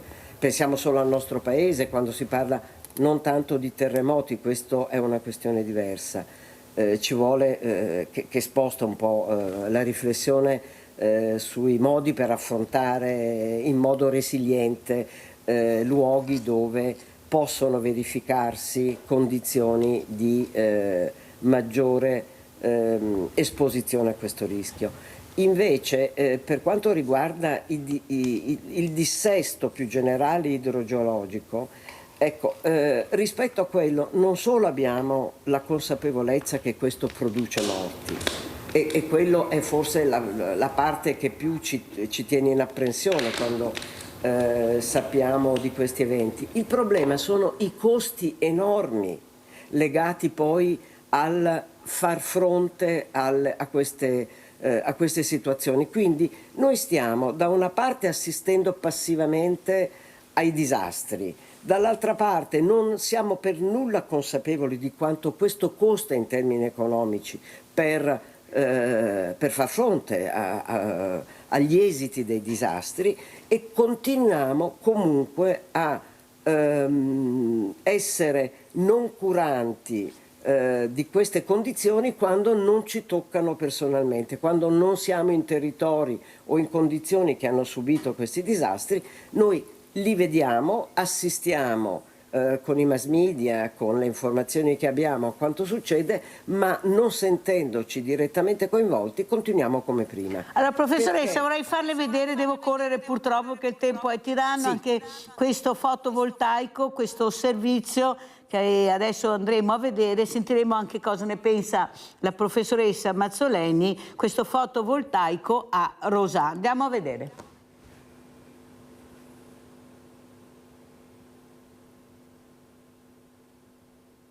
Questo documento ha un valore davvero importante e significativo, perché il Consiglio Comunale si è espresso in maniera chiara con quest'atto di indirizzo, contrariamente a questa proposta di intervento che ad oggi è ancora fermo a causa di una richiesta di integrazione documentale da parte degli enti coinvolti. Il Consiglio Comunale di Rosà approva all'unanimità l'atto di indirizzo che pone una netta contrarietà al maxi progetto agrivoltaico che un privato vorrebbe portare nelle campagne di Travettore. Un impianto così grande, lo ricordiamo, da coprire virtualmente 2 volte il centro storico di Bassano, con un impatto che Rosà e i suoi cittadini hanno deciso di non accettare. L'atto di indirizzo è già stato consegnato anche ai vicini di casa di Cartigliano e Bassano, in modo che i rispettivi consigli comunali possano approvarlo a loro volta. C'è tempo ancora un paio di settimane per il prossimo passaggio burocratico. Stiamo attendendo il 17 di ottobre, quindi 17 di questo mese, per il completamento dei 30 giorni relativi all'integrazione documentale richiesta dalla Regione e da alcuni enti. A seguito comunque andremo ad esprimerci anche attraverso la Commissione Paesaggio e andremo e parteciperemo in maniera attiva all'incontro pubblico che la stessa ditta proponente dovrà organizzare per spiegare questo progetto e questo impianto. Ma c'è un ma. L'agrivoltaico di Rosà potrebbe rientrare nella lista degli impianti di pubblica utilità e questo dettaglio rischia di superare qualsiasi resistenza da parte del territorio. Non è un timore, in realtà è un dato di fatto. La normativa favorisce impianti di questo tipo perché appunto si tratta di un intervento di pubblica utilità ed è la normativa che ne favorisce appunto l'installazione. Quello che noi andiamo a sostenere è che l'area non è idonea e soprattutto che le dimensioni di questo impianto sono troppo importanti rispetto ad un territorio già densamente urbanizzato. Non tutto è perduto però, perché il Comune ha un asso nella manica che arriva dal passato remoto. Ricordiamo che è l'ex alveo del Brenta, quindi ci sono anche c'è una valenza comunque anche storica e archeologica di quest'area e noi andremo ad approfondire tutto questo. Vediamo anche il cartello per cortesia, per far capire l'importanza anche di quello che dirò. Allora, professore Mazzoleni, io ho avuto un fisico, proprio una persona molto competente, e quando ha sentito i numeri di questo fotovoltaico è rimasto incredibilmente sorpreso. Ma perché questi numeri? Quando questo paese quanti abitanti ha? Si fa il calcolo e si vede, ecco, la necessità di questi numeri del fotovoltaico, ma con quello che mi dite e sento è una cosa impressionante. Ma cosa sta succedendo, professoressa Mazzoleni? Il business sta superando qualsiasi buonsenso, qualsiasi logica del bene della comunità, perché lo puoi fare il bene della comunità, ma anche con altri numeri. Prego, professoressa. No, qui è evidente il conflitto che si determina tra esigenze di modalità diverse di produrre energia, quindi anche attraverso il sistema fotovoltaico, appunto, che è uno degli elementi di cui parla appunto la transizione energetica, quello di trovare energie alternative. Quindi questa è un'istanza sicuramente molto, molto comprensibile e sicuramente uno dei sistemi è quello attraverso gli impianti fotovoltaici. Dall'altra parte c'è però un'altra questione che può entrare in conflitto se non ci sono politiche adeguate, che è quella del suolo, delle modalità di consumo del suolo e di utilizzo del suolo. Allora, noi non possiamo sempre trovare la strada più facile perché l'altra presuppone delle politiche adeguate e un coordinamento degli interventi in relazione alle modalità con le quali si possono usare anche le energie alternative, cercando di usare meglio il territorio esistente, per esempio il costruito, sicuramente non iniziando subito da quello che è più facile. Ci sono dei terreni, li copriamo di fotovoltaico, senza preoccuparsi assolutamente della questione del suolo. La fermo un secondo, professoressa, perché abbiamo una telefonata, abbiamo Vladimiro da Rovigo, poi continueremo. Vai Vladimiro. Grazie Mirella, buongiorno professoressa. Una domanda, c'è un aspetto, a parte che io sono favorevole al discorso delle energie alternative, come dire, non sono contrario. Mi sembra però che a volte ci siano alcuni problemi, per esempio ce n'è uno che io non riesco e chiedo a lei a capire una cosa, va bene, l'energia solare sui tetti di capannoni. Due domande. Ma i proprietari sarebbero obbligati a installare questi pannelli sui tetti dei loro capannoni o dovrebbero accettare loro che vengano messi?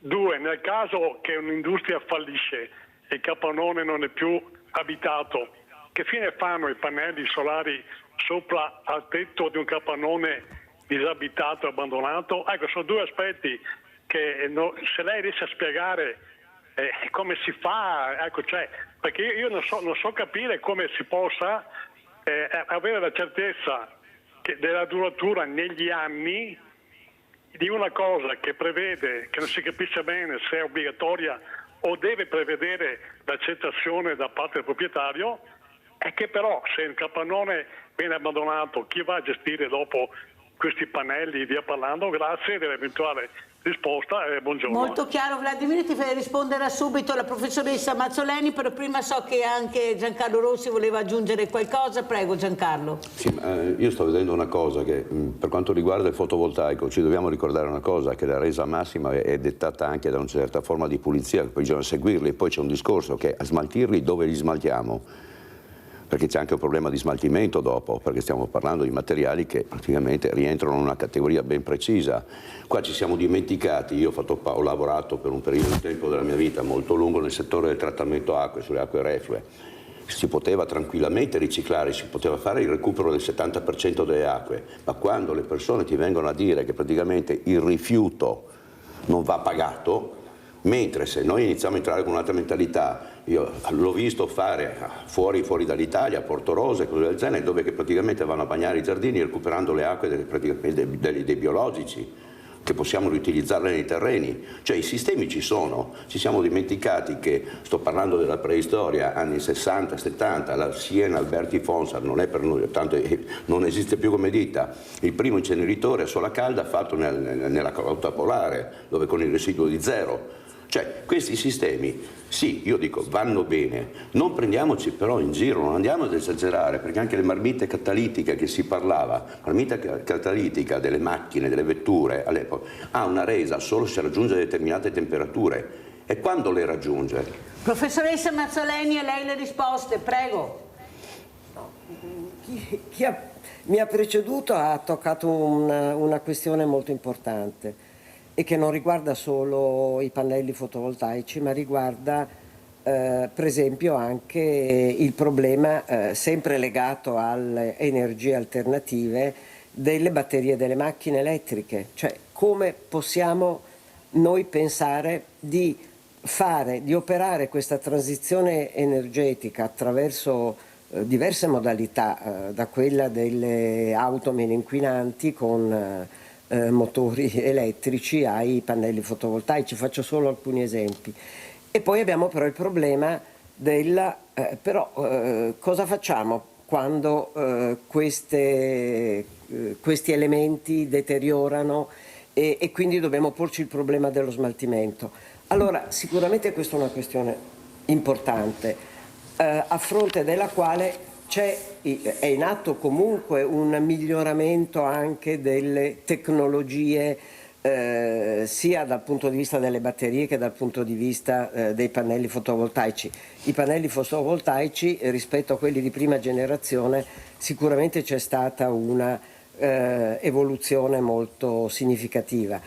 Adesso si tratta di capire se in questa evoluzione si tiene conto anche della possibilità di recupero di questi materiali, di questi elementi, per esempio degli stessi pannelli fotovoltaici. Però ritornando alla questione precedente, che appunto noi possiamo così indifferentemente pensare che solo per avere un'energia diversa occupiamo il suolo senza preoccuparci che è proprio questo conflitto che non dobbiamo avere. Cioè il suolo è uno degli elementi fondamentali dell'esistenza, è quello su cui si basa la vita del pianeta.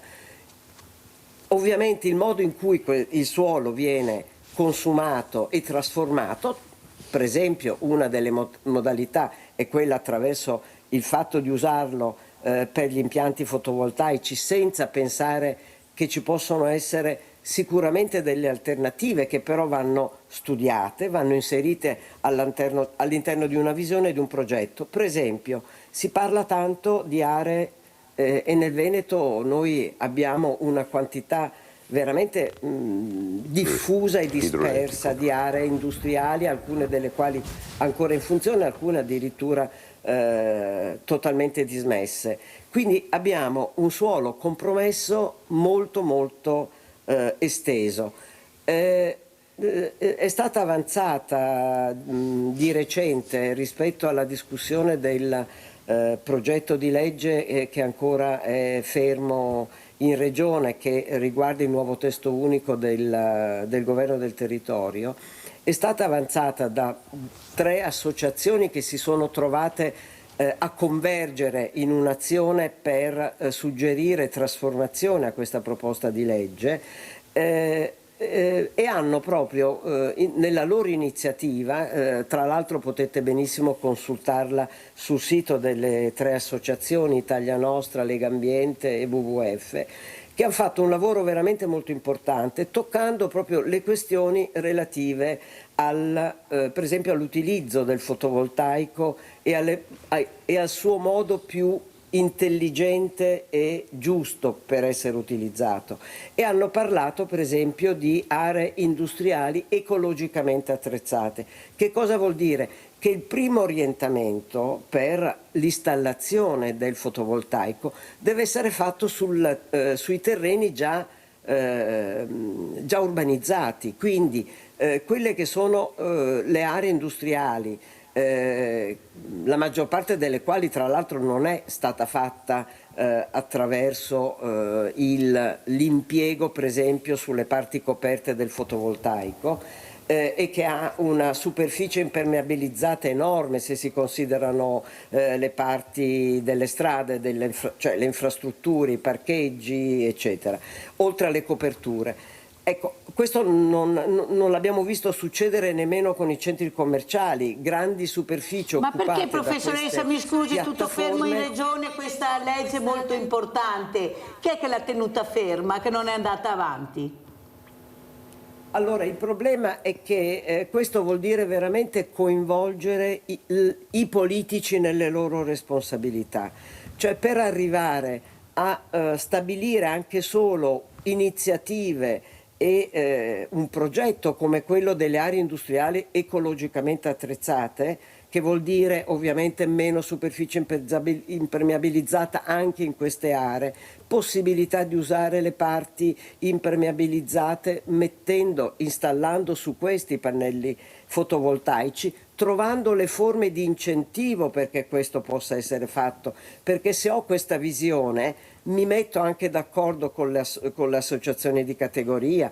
Io penso che ci siano molte persone anche tra chi produce, tra gli industriali e nell'associazione, che sono disposti ad andare in una direzione come questa. Il problema è non pensare sempre ad avere le strade più semplici, che sono quelle: non affronto quel problema perché mi implica una visione, una mia capacità di fare politica, e non solo quella di acquisire e ottenere il consenso in modo più facile. Sentiamo Giancarlo Rossi, ecco, questa è importante, guardate che sono parole importanti quelle che sentite questa mattina, perché sarà il nostro futuro, l'energia.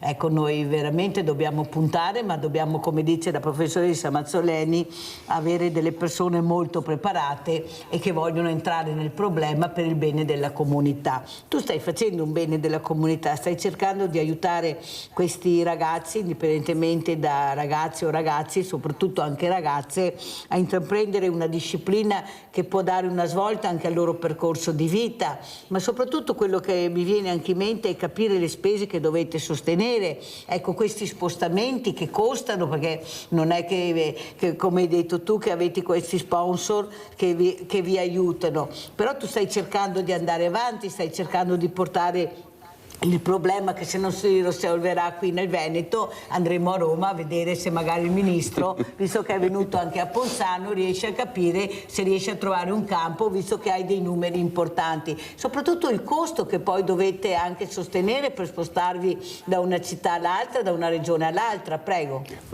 Diciamo, noi supportiamo il tutto, a parte con qualcosa ovviamente di personale, perché tocchiamo il nostro portafoglio, però diciamo che si lavora bene in equipe, quando c'è una squadra che funziona tutto va bene, quindi c'è la disponibilità, a parte anche dei genitori che danno un grosso contributo per quanto riguarda gli spostamenti.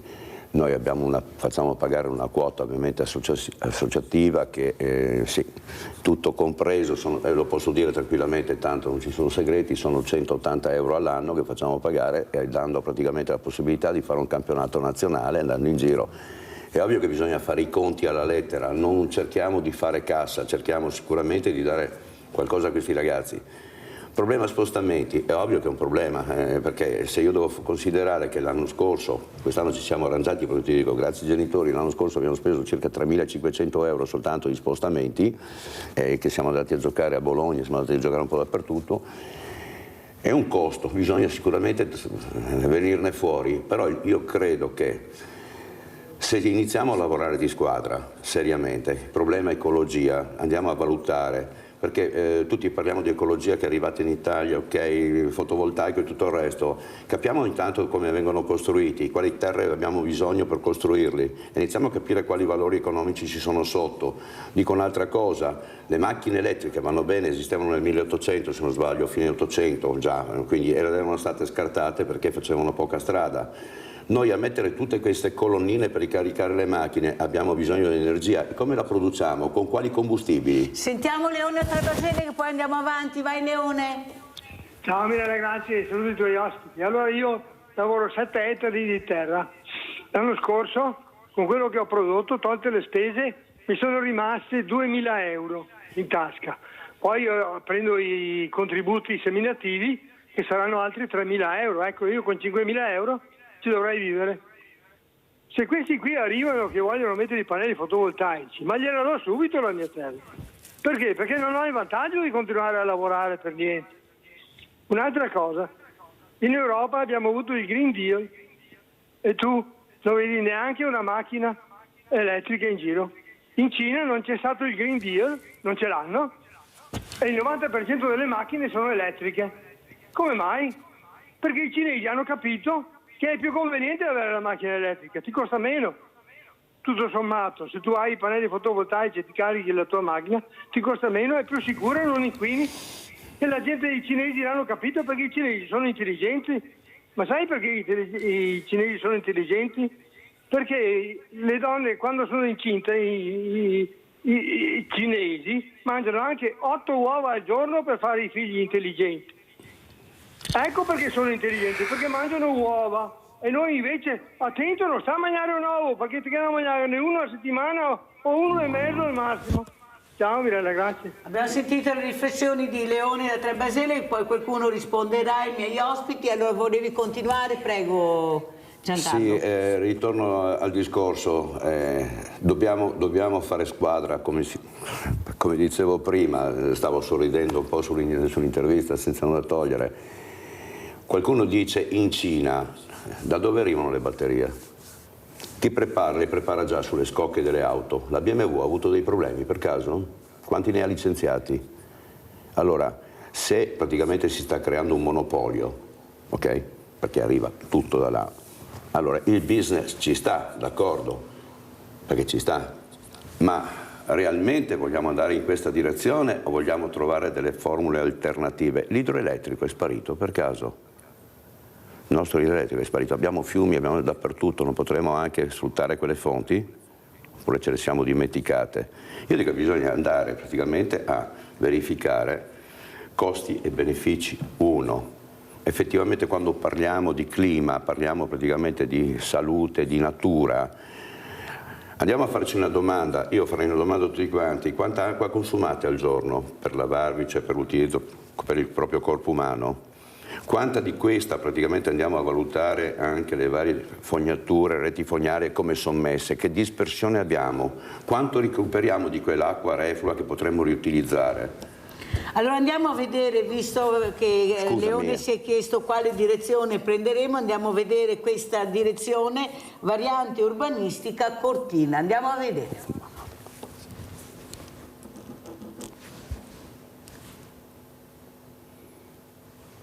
Olimpiadi, trasporto pubblico, diga del Vanoi sono alcuni dei temi caldi che interessano la comunità bellunese, imprescindibili per i consiglieri provinciali di Futura Centrosinistra, che con un ordine del giorno chiederanno conto ai colleghi di parte opposta che da marzo scorso condividono una poltrona nell'emiciclo di Palazzo Piloni. Scriveremo quei 6-7 punti per noi imprescindibili e quindi non oggetto di trattativa, e vedremo le altre parti politiche che cosa ne pensano al riguardo, perché su alcuni punti davvero noi non sappiamo la loro posizione ed è giusto conoscerla prima di intraprendere cammini e percorsi politici comuni. Inopportuno per la consigliera Manusci pensare oggi a incarichi e deleghe se il punto di partenza è divergente, e il voto che ha dato il via libera alla variante per l'area ex stazione di Cortina di fatto ha ceduto il passo ai migliori auspici di unitarietà del Consiglio provinciale.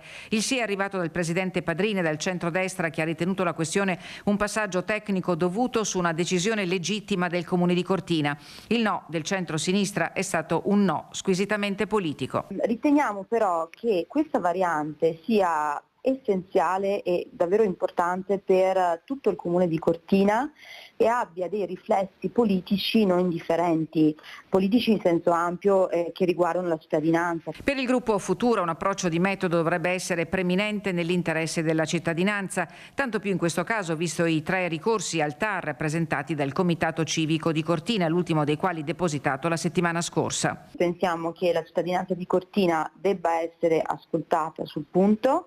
Riteniamo anche che il parere del Consiglio provinciale sia fondamentale anche nell'iter proprio giuridico di questa variante, e abbiamo invece purtroppo notato che da parte del Comune di Cortina il parere del Consiglio provinciale è stato in buona sostanza bypassato. Futura rivendica il ruolo etimologico della politica che riguarda il bene comune sempre più sovrastato da progettualità sconosciute. Simbolico il caso dei Giochi Olimpici. La provincia deve ancora capire che cosa significhi pista da bob light, nel senso che il progetto al momento non è assolutamente passato in provincia neanche per renderla edotta, per dire. Ci sono altri argomenti che sono invece di competenza della provincia, come appunto l'urbanistica e in questo caso la variante, e a quel punto, avendo noi le competenze, dobbiamo anche avere, secondo me, la perizia o il potere di andare a sindacare a fondo della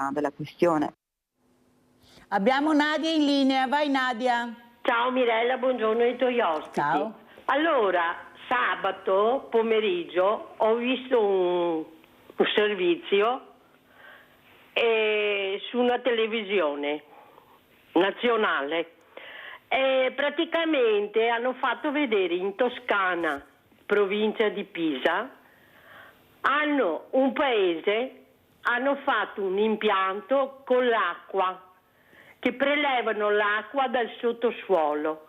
D'inverno hanno caldo, d'estate fanno il fresco. Hanno intervistato un cittadino, con 30 euro al mese si scalda un appartamento di 140 metri quadri. Allora, perché non c'è su ogni paese farsi un impianto di questo genere? Grazie, arrivederci e buona giornata. Grazie a te cara Nadia. Prego professoressa Mazzoleni. Io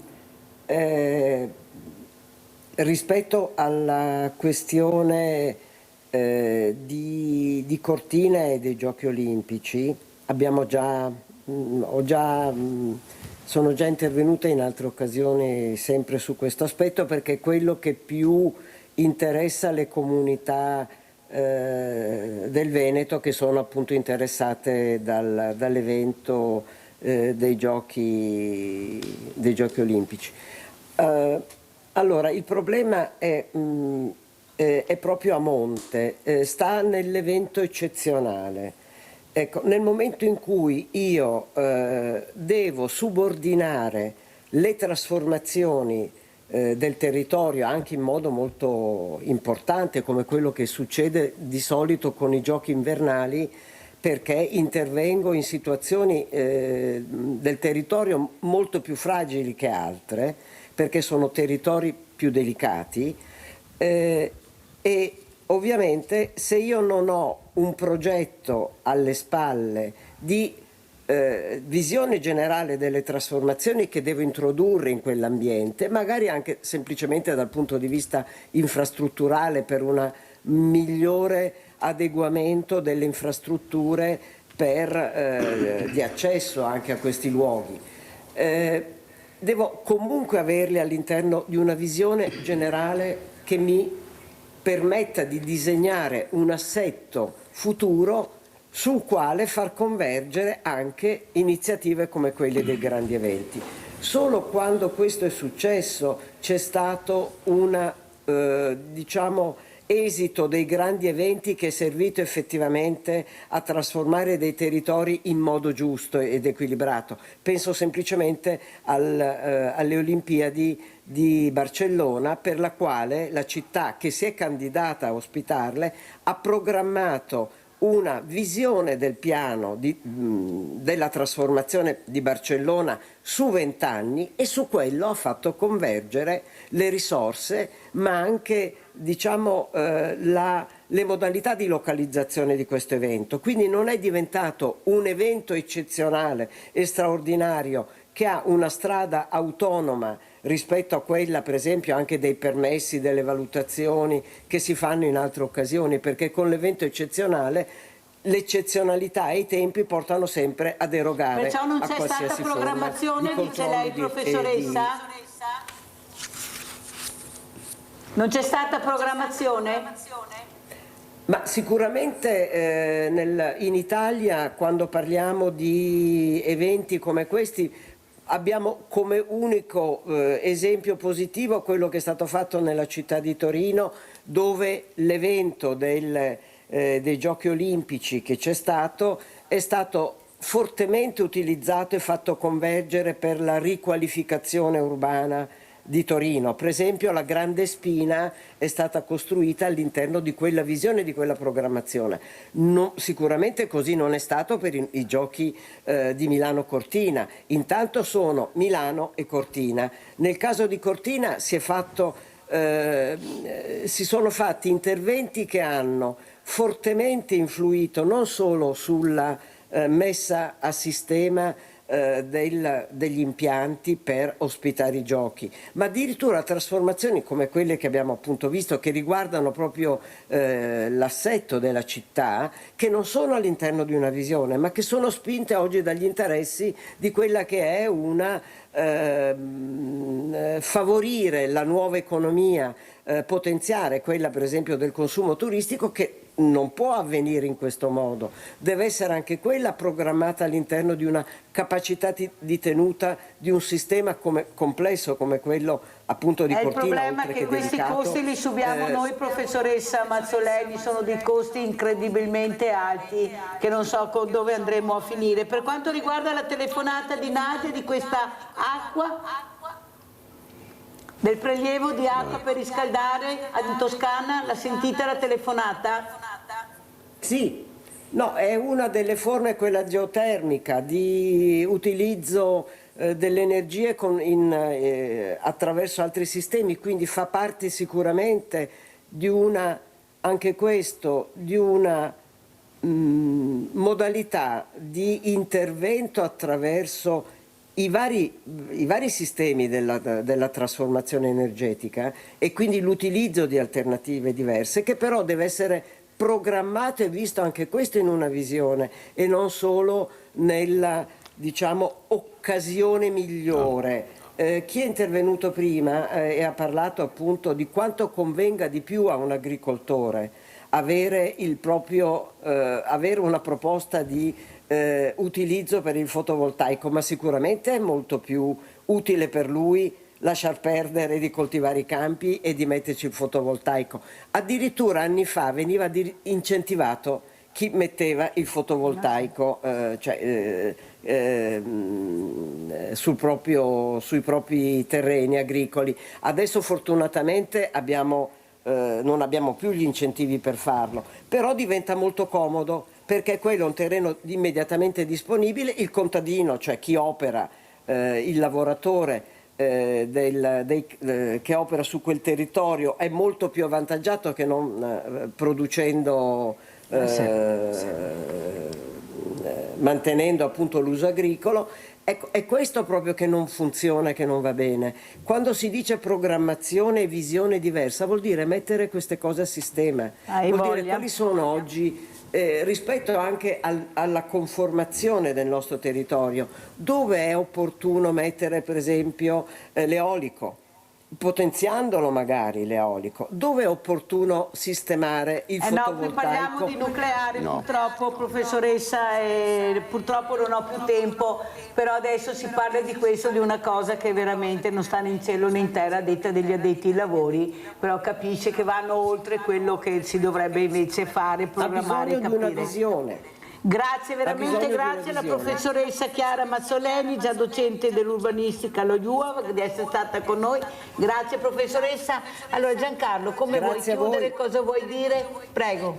Cosa voglio dire? Voglio dire che sicuramente programmare, andare a verificare, cioè cosa dobbiamo fare realmente sfruttando tutte le risorse, compresa la geotermia, senza andare a fare buchi a 500 metri, perché quelle temperature si hanno solo ed esclusivamente quando raggiungi una certa profondità, comunque sono una questione tecnica.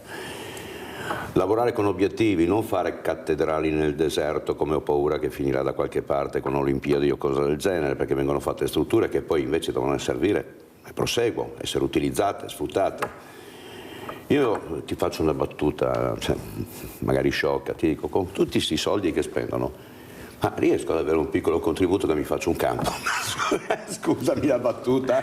Allora, sentiamo anche l'appello, eventualmente farai il giro delle parrocchie, ecco, poi andrai dal vescovo, poi andrai dal ministro, visto che il ministro è venuto qua, non capisco perché non ti hanno invitato a parlare direttamente con lui, visto che era qua a 2 passi da noi, il ministro Abodi è venuto sì, lo so che... a vedere, perché veramente questo uomo merita una risposta.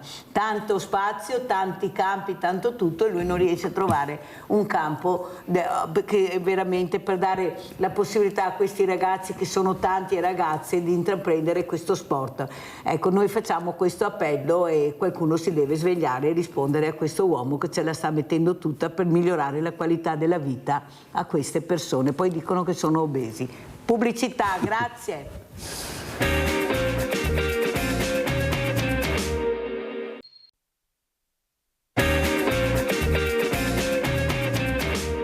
È un problema che bisogna affrontare, perché io l'ho sempre sostenuto anche quando ero in categoria.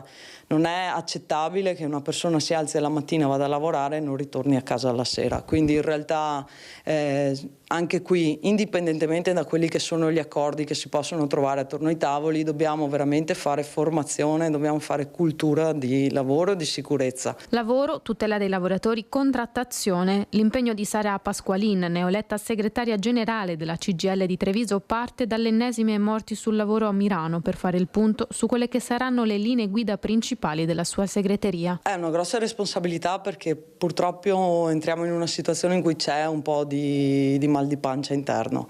E la volontà oggi è provare a ricompattare la segreteria e sicuramente ripartire a lavorare da ieri. La CGIL deve occuparsi principalmente del mondo del lavoro e di quelle che sono le situazioni esterne. Abbiamo molte crisi di alcune realtà aziendali, riportare l'attenzione sulle politiche industriali e sulla volontà di provare a veramente portare il nostro territorio a nuove modalità di contrattazione. Non solo, tra le priorità anche il sociale, l'isolamento e la solitudine degli anziani, come ha avuto modo di testare nel suo recente passato allo SPI, senza tralasciare i giovani, per i quali serve, dice, porre le basi affinché il mondo del lavoro possa adeguarsi alle loro esigenze. Eletta con il 66% dei consensi, è però quel 34% a farsi sentire, chiedendo maggior discontinuità alla guida di Visentin. La conduzione di Visentin ha portato i risultati che abbiamo anche visto nell'Assemblea Generale, insomma, di un buon bilancio e soprattutto una crescita di tesseramento, che sono cose sicuramente positive. Quindi quando si parla di discontinuità io ho difficoltà a comprendere quella che è la richiesta, perché se il percorso è sano io credo che si debba continuare in quel percorso. La mia idea è che in questi giorni si prova a riparlare con tutti i segretari generali e si prova a ricostruire un tavolo di discussione. Unità che Pasqualino vuole anche nel dialogo con la politica in vista delle elezioni regionali. Fermo restando che noi crediamo che sia tutto correlato, nel senso che le scelte politiche incidono poi nel mondo del lavoro, nel mondo sociale e via discorrendo su tutto il resto. Io mi aspetto che a livello regionale ci sia una discussione, ovviamente nell'ambito regionale, che poi in automatico scenda anche in tutti i territori e anche nella provincia di Treviso.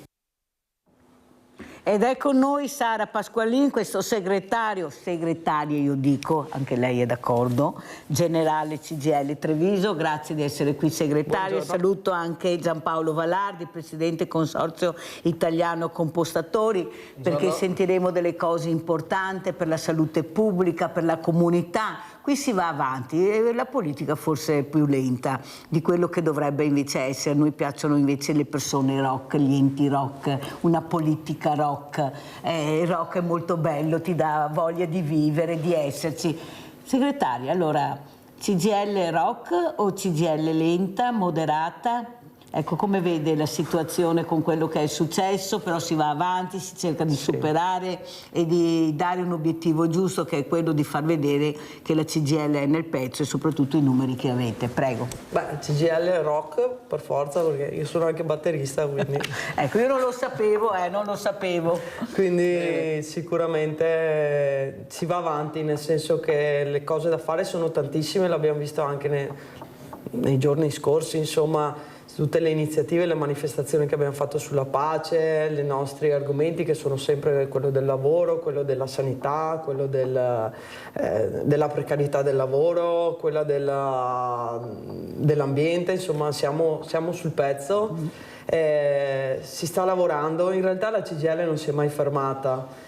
C'è stato uno scossone però sull'operatività, sul nostro ruolo sia nella società ma soprattutto all'interno dei posti di lavoro, perché c'è anche una crisi importante in questa fase qua, nel senso che abbiamo tante aziende che sono in difficoltà, abbiamo tanti lavoratori che rischiano di perdere il posto di lavoro e quindi si trovano nella situazione in cui dovremo utilizzare gli ammortizzatori sociali, la cassa integrazione, insomma di cose da fare ce ne sono tante, per questo io credo che la CGIL non deve fermarsi, anzi deve continuare. Allora, nella prima parte questa mattina, segretario, ho avuto il professor Matteo Orlandini, collegato con noi da Roma, che è un sociologo che si occupa del sistema welfare, e quello che traspare è che questa donna fa molto fatica a salire la scala, non c'è niente da fare. Io ho avuto un'autrice che sta scrivendo un libro bellissimo, Una diversamente agile, la quale dice: certo che ho trovato il posto di lavoro, ci mancherebbe altro che non ce l'avessi, una quarantina d'anni, il problema è che non riesco ad andare avanti, non mi vogliono. Non riesco a fare quello che io vorrei fare, migliorare, perché non me lo lasciano. E questo lo scopro e lo trovo sempre, segretaria, nelle fragilità. Cioè la Costituzione e la legge dice che i diversamente agili dovrebbero essere assunti dalle aziende. Ma voi me lo dite, i rappresentanti dei sindacati che io ospito, che non ci siamo proprio con i numeri.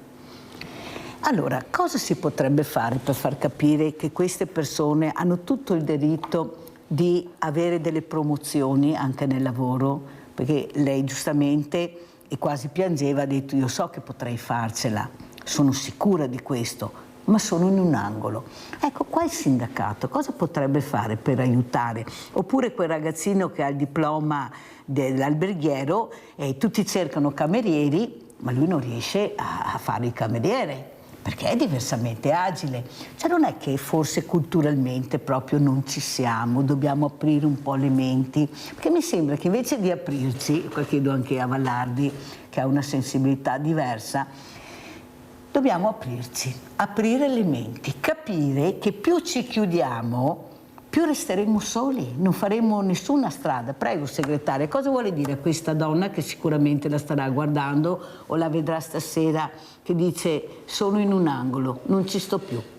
No, il problema è sicuramente culturale nella nostra società, nel senso che mettere le persone fragili in un angolo non è assolutamente una modalità che ovviamente come CGIL noi non la condividiamo, ma non è una modalità culturale del nostro paese, non può essere una modalità culturale, perché le persone fragili vanno aiutate, vanno messe nelle condizioni di essere autonome, perché poi mettere un fragile in un angolo rischi anche di spegnerlo socialmente, e questa cosa qui è gravissima a mio avviso, perché nel momento in cui si spegne socialmente una persona non è più una vita, perché noi tutti abbiamo bisogno comunque di essere autonomi sulle nostre cose, di avere un lavoro che ci dia dignità, di essere retribuiti per quello che è. Se abbiamo le capacità di andare avanti, entrare in uno stato meritocratico dove le persone vengono messe nelle condizioni di poter fare una vita dignitosa. Questa è... Il lavoro è quello che cerca di fare questo. È vero che esiste una legge che prevede l'inserimento di queste persone, poi diversamente abili, insomma, perché poi in realtà disabili è sbagliato anche utilizzarlo, l'inserimento nei luoghi di lavoro. È vero che noi abbiamo la maggior parte dei luoghi di lavoro concentrati sulla produttività, nel senso sui numeri, e c'è questa barriera proprio mentale per il quale si pensa che un soggetto non possa garantire la produttività. Io ritengo che tutti i soggetti messi nelle competenze di svolgere il loro lavoro e soprattutto svolgere le loro competenze, quello che hanno di loro, messi appunto nell'ottica di una crescita professionale, di un ruolo professionale, di una vita sociale attiva, possono dare un loro esempio positivo. Mi viene in mente alcune realtà, anche qui nel nostro territorio d'Oderzo c'è un ristorante che utilizza soggetti Down come camerieri, ma è bellissimo il posto, nel senso... Vittoria. Sì, Casa Vittoria. Sì, gli faccio volentieri una pubblicità. Ieri abbiamo avuto anche ospiti. Perché loro hanno messo la priorità sociale come primo obiettivo di quella struttura lì, e c'è gente che va lì però perché vede, si rendono conto che, ha ragione, che funziona. Però io devo vedere, ecco, a me piace parlare in generale, io non devo essere fortunata ad avere Casa Vittoria o a essere là, io devo avere quello che mi aspetta di diritto. Se la legge dice questo, che io dovrei essere assunto, c'è qualcuno che dovrebbe far rispettare questa legge, perché se no io mi ritrovo, come dice questa donna, mi ritrovo in un angolo e non riesco a combattere da sola, perché non riesco ad avere il supporto. Chi è che dovrebbe supportarmi? Vallardi, ecco, voi avete questo bellissimo impianto dove veramente avrete anche delle fragilità. Voi assumete fragilità, cioè ne avete? Perché sì, vorrei anche capire come funziona all'interno di questo meraviglioso impianto che poi vedremo. Sì, di impianti ne abbiamo diversi in giro per tutta Italia. In questo momento sto parlando come presidente del Consorzio Italiano Compostatori, quindi tutta la frazione organica, la produzione del biometano. È sicuramente un qualcosa di innovativo, uno sguardo nel futuro, perché si vede, diciamo, il vecchio modo di pensare il rifiuto completamente cancellato, e oggi si parla solo di risorsa, non più di rifiuto, perché dal rifiuto umido produciamo il compost che va in agricoltura. E qui devo dire che anche sia il governo che la comunità europea stanno passando dai vecchi fertilizzanti organici, c'è un ritorno al fertilizzante organico, quindi qualcosa anche di naturale che poi porta inevitabilmente anche a mangiare bene, a mangiare sano. Poi dal rifiuto organico si riesce a produrre biometano, con il quale si fa sia il riscaldamento che anche l'alimentazione dei mezzi, sia per la raccolta che anche le automobili. Si produce anche la CO2, quella CO2 che troviamo nelle acque minerali o nelle bibite gasate, quindi si produce tantissimi prodotti che ci permettono anche di tenere le tariffe, di fatto in provincia tenere basse le tariffe. Infatti in provincia di Treviso siamo sicuramente la provincia con le tariffe più basse d'Italia, e questo ce lo dice ARERA, non lo diciamo noi, quindi è una cosa molto positiva. Ecco, tutto questo ci permette anche di fare welfare, perché ad esempio nell'impianto di Este noi con l'acqua calda prodotta dai nostri impianti, perché tra l'altro noi la riteniamo, oltre al teleriscaldamento, poi viene utilizzata anche per riscaldare le serre dove produciamo le piantine che vengono utilizzate per fare sensibilizzazione ambientale, per fare educazione. Ecco, chi lavora in queste serre sono tutte queste persone gestite da una cooperativa gestita dai frati francescani, e lì ci lavorano tutte queste persone che hanno, diciamo, qualche limitazione di movimento, qualche problema, e quindi riusciamo a farle lavorare, ma soprattutto a farle realizzare nel lavoro, no? Perché questo gli permette anche di superare tutti quei limiti che a volte sono anche mentali, e quindi gestite correttamente riescono ad avere quella soddisfazione, riescono a sentirsi utili e riescono a recuperare quello che magari per qualche motivo era stata vista come una limitazione. Sentirsi normali, diciamo. Assolutamente sì, a volte si sentono realizzate e spesso e volentieri ne escono anche con un certo beneficio sia psicologico che fisico. Andiamo a vedere proprio questo video proprio di Vallardi, presidente compostatore, per capire, ecco, di cosa abbiamo parlato e cosa è stato realizzato. Andiamo a sentire e a vedere. È sicuramente per me un onore, ma anche una grossa responsabilità. Lavoro da fare ce ne abbiamo tantissimo. Gestiamo la frazione organica su tutto il territorio nazionale e anche la produzione di metano su tutto il territorio nazionale. Un trevigiano alla guida del consorzio che raggruppa i grandi nomi del riciclo organico nazionale. Stiamo parlando della CEA di Roma, della bolognese ERA, di Alia di Firenze, della siciliana Sicilfert e del consorzio sardo interprovinciale di Nuoro, solo per citare alcuni nomi degli oltre 100 associati. Un settore, quello del riciclo organico, che darà risposte importanti in tema di energia non da fonti fossili e quindi in linea con le direttive ambientali mondiali. Infatti dai nostri scarti di cucina, dal verde e dai depuratori cittadini, le nuove frontiere sono biodiesel ma soprattutto idrogeno. L'idrogeno che è il futuro, ci sono studi avanzati per la trasformazione del metano e del biometano in idrogeno. Oggi già ci ricaviamo la CO2, ci ricaviamo il compost, ci ricaviamo il calore attraverso il teleriscaldamento, quindi un grande tema da portare avanti. Per Vallardi, dopo gli anni da parlamentare, un ritorno a Roma con l'obiettivo di portare l'efficienza del riciclo di Marca in tutta Italia. Siamo oltre l'88% di raccolta differenziata, cercherò e porterò questa esperienza del nostro territorio, la mia esperienza in tutto il resto del territorio nazionale, e con l'ottimismo che abbiamo sempre messo in questo territorio, e speriamo di riuscire a essere ancora una volta vincenti nell'interesse di tutti. Allora Vallardi, cosa vuol dire essere vincenti? Perché stiamo parlando di un territorio ampio, avete sentito i numeri, avete visto da casa che vi facciamo vedere, ecco, cos'è questo compostaggio, è fondamentale, i rifiuti, prego. Essere vincenti significa dare il miglior servizio ai cittadini al minor costo. Secondo me questa è la vera formula dell'essere vincenti, nell'interesse dei cittadini. Poi nell'interesse dei cittadini significa anche essere ecologici, e credo che le attuali tecnologie siano il massimo dell'efficienza tecnologica, perché si riesce a recuperare tutto, si riesce a non emettere CO2 nell'atmosfera, che già ne abbiamo parecchie, e difatti noi la recuperiamo e viene riutilizzata nelle bevande gasate, ad esempio. Si riesce a sottrarre tutto quanto quel biometano che, se non fosse intercettato dagli impianti di compostaggio, andrebbe inevitabilmente nell'aria. Penso al vecchio modo di smaltire la sostanza organica, ad esempio nelle concimaie.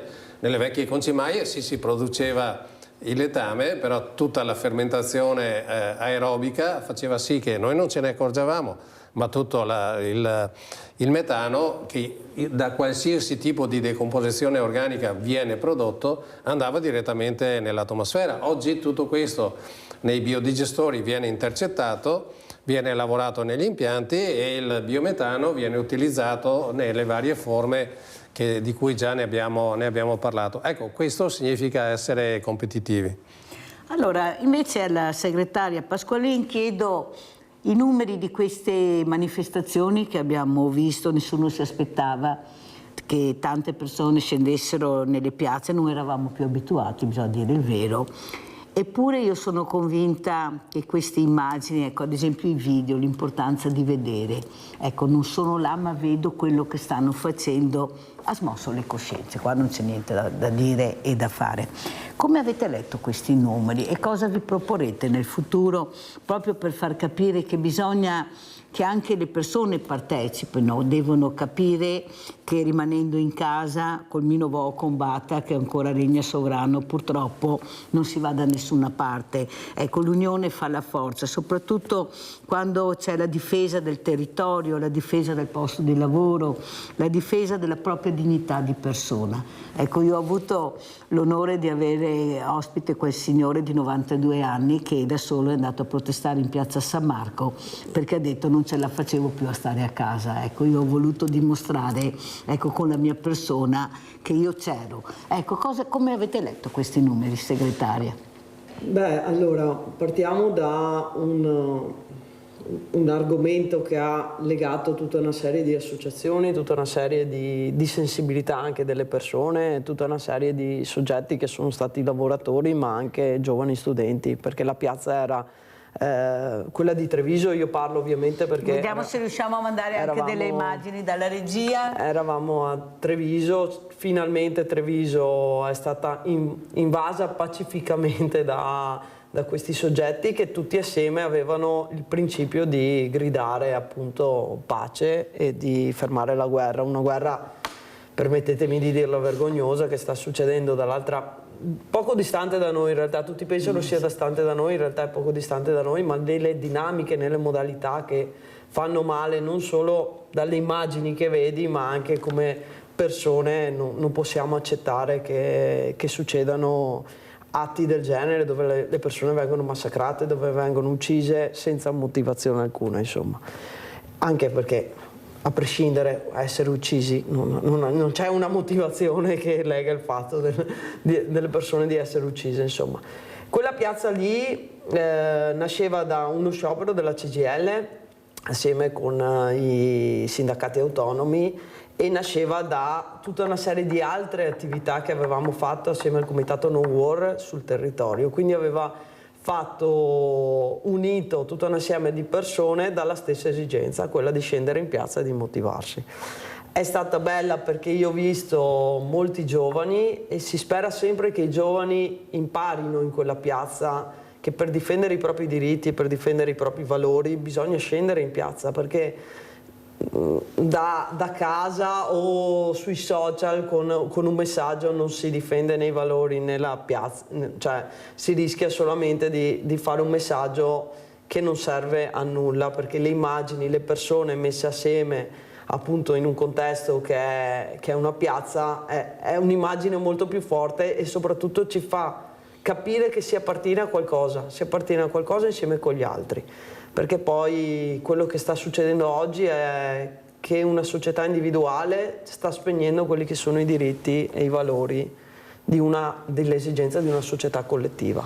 Quindi bella la presenza, bella l'opportunità, bisogna però continuare in quella dinamica là, perché non possiamo lasciarla lì appesa ad una piazza dove in quella piazza c'erano tanti soggetti messi assieme, ma non può fermarsi lì, perché se si ferma lì rischiamo di aver fatto una bella iniziativa ma non dar seguito a quella che era la volontà di quell'iniziativa e soprattutto a quella che è l'esigenza oggi di riportare le persone a mettersi a disposizione della collettività e non esclusivamente per i propri bisogni. Allora, io molte volte ho ospiti fortunatamente studenti, sia ragazzi che ragazze, e io sono molto fiduciosa, sono molto speranzosa anche dalle risposte che mi danno. Loro mi hanno detto, segretaria, guarda Mirella che prima o poi ce la faremo, sai, so che faremo un passetto, hanno detto, non un passo, un passetto alla volta, ma riusciremo a farcela, saremo noi, perché il futuro sarà nelle nostre mani. E questo è bellissimo perché in un momento dove questi giovani vengono visti anche non hanno voglia di far niente, vanno tutti all'estero. No, noi li abbiamo visti, loro ci mettono la faccia e protestano anche per quel signore che chiama e che dice che non li vuole, che fanno degli atti che non sono condivisi. Ma io rispondo a questi signori che sono l'unica arma che hanno, perché sennò non sono ascoltati. Ecco, qui in Italia devi essere ascoltato in funzione a come ti muovi, a cosa dici, soprattutto la voce, ecco, la voce. Il tono di voce, questa voglia di sentire che ci sei, tu lo devi far sentire, perché sennò non ti ascoltano. Ti sentono, ma l'ascolto è diverso. Loro invece vogliono essere ascoltati. E devo dire la verità, sono dei ragazzi che hanno le idee chiare su quello che può essere il loro futuro. Sanno dove andare a parare. Il problema è, mi dicono, che hanno poche armi da giocarsi, perché non gliele lasciano. Tanto è vero che io direi, lo dico anche a Valardi, che io darei il voto ai 17enni, come lo fanno in altre realtà, perché forse cambierebbero il paese. Il problema è che non glielo danno, perché qualcuno mi dice non sono preparati. Sì, perché l'80enne o il 60enne o il 40enne si preparava, vorrei proprio capirlo qua.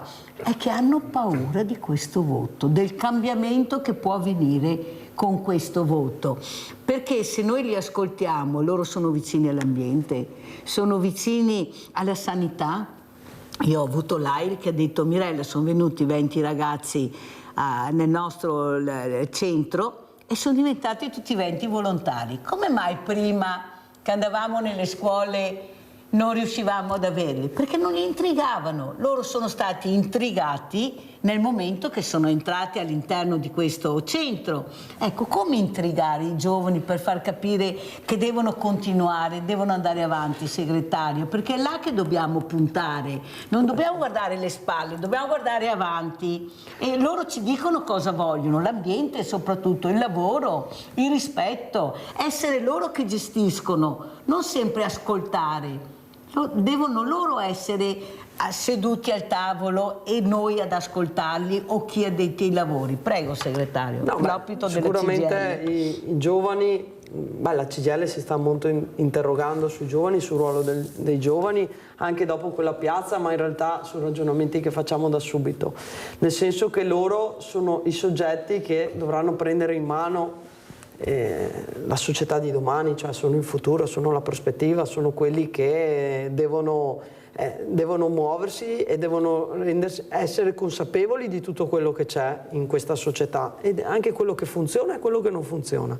E su questa cosa qua io devo dire che nell'ultimo periodo i giovani vogliono farsi ascoltare, e questa è la cosa positiva rispetto magari a altre generazioni, a quelle che eravamo abituati. La interrompo un secondo, segretario, c'è una telefonata, se non mi cade la linea. Abbiamo Claudio da Marano Vicentino. Vai Claudio, veloce.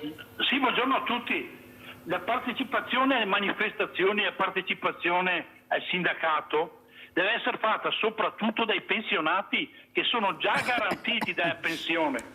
Uno che lavora a contratto a termine, per esempio anch'io, mi sono ammalato, dopo 2 anni mi ha lasciato a casa, quindi sono tutti contratti a termine. Se voi pensate che gli operai che sono in corso adesso hanno grosse possibilità di difendere il sistema, sì, lì, figli a pensione, vedi che ammazzano dei bambini, ma cosa vuoi di più? Vai in strada e di quello che devi dire, cosa vuoi che ti fanno? E invece conosco della gente che addirittura parteggia per queste holding miliardarie che stanno rovinando anche l'Europa, perché siamo partiti da 16 paesi europei, siamo diventati 32 paesi europei, ma a 16 paesi europei avevamo detto alla Russia che non andavamo mica verso di loro, e invece siamo andati verso di loro, e stanno organizzando una guerra e voi state asseduti con la pensione a aspettare che Buona giornata signori. Abbiamo sentito Claudio da Marano, allora continuiamo segretario, poi andiamo da Giampaolo Valardi. Sì, riprendo un attimo il discorso dei giovani, poi io capisco anche la telefonata, perché effettivamente chi ha un contratto a termine fa il ragionamento su quella che è la sua situazione, però passatemelo, anche se Claudio l'ho sentito molto partecipe sull'argomento, però è ovvio che con la paura purtroppo non si va in nessuna direzione, nel senso che io capisco benissimo che quando c'è un contratto andare in piazza è complicato, perché si sente una spada di Damocle sulla testa. Il problema è che dovrebbero fargli scudo tutto attorno quei lavoratori invece che sono con contratto indeterminato e che devono all'interno di quell'azienda, tra virgolette, proteggere anche la persona più fragile, e ritorniamo al discorso delle persone fragili. Anche perché col precariato e con questi contratti, io vedo dei contratti, ho avuto anche altri rappresentanti della CGIL che delle volte ho detto qua bisogna fare dei controlli, perché questi ragazzi delle volte firmano un contratto che non è neppure un contratto.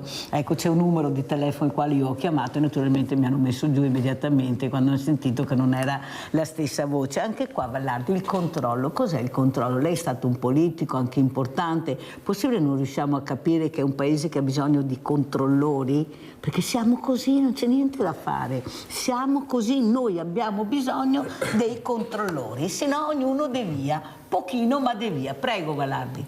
Non abbiamo come paese grande bisogno dei controllori, perché abbiamo avuto una brutta esperienza ai tempi 100 anni fa e non è una grande esperienza. Io credo che abbiamo bisogno di fiducia, no? Soprattutto dalla classe politica. Veniamo fuori, abbiamo parlato dei giovani, delle loro difficoltà, del futuro dei giovani.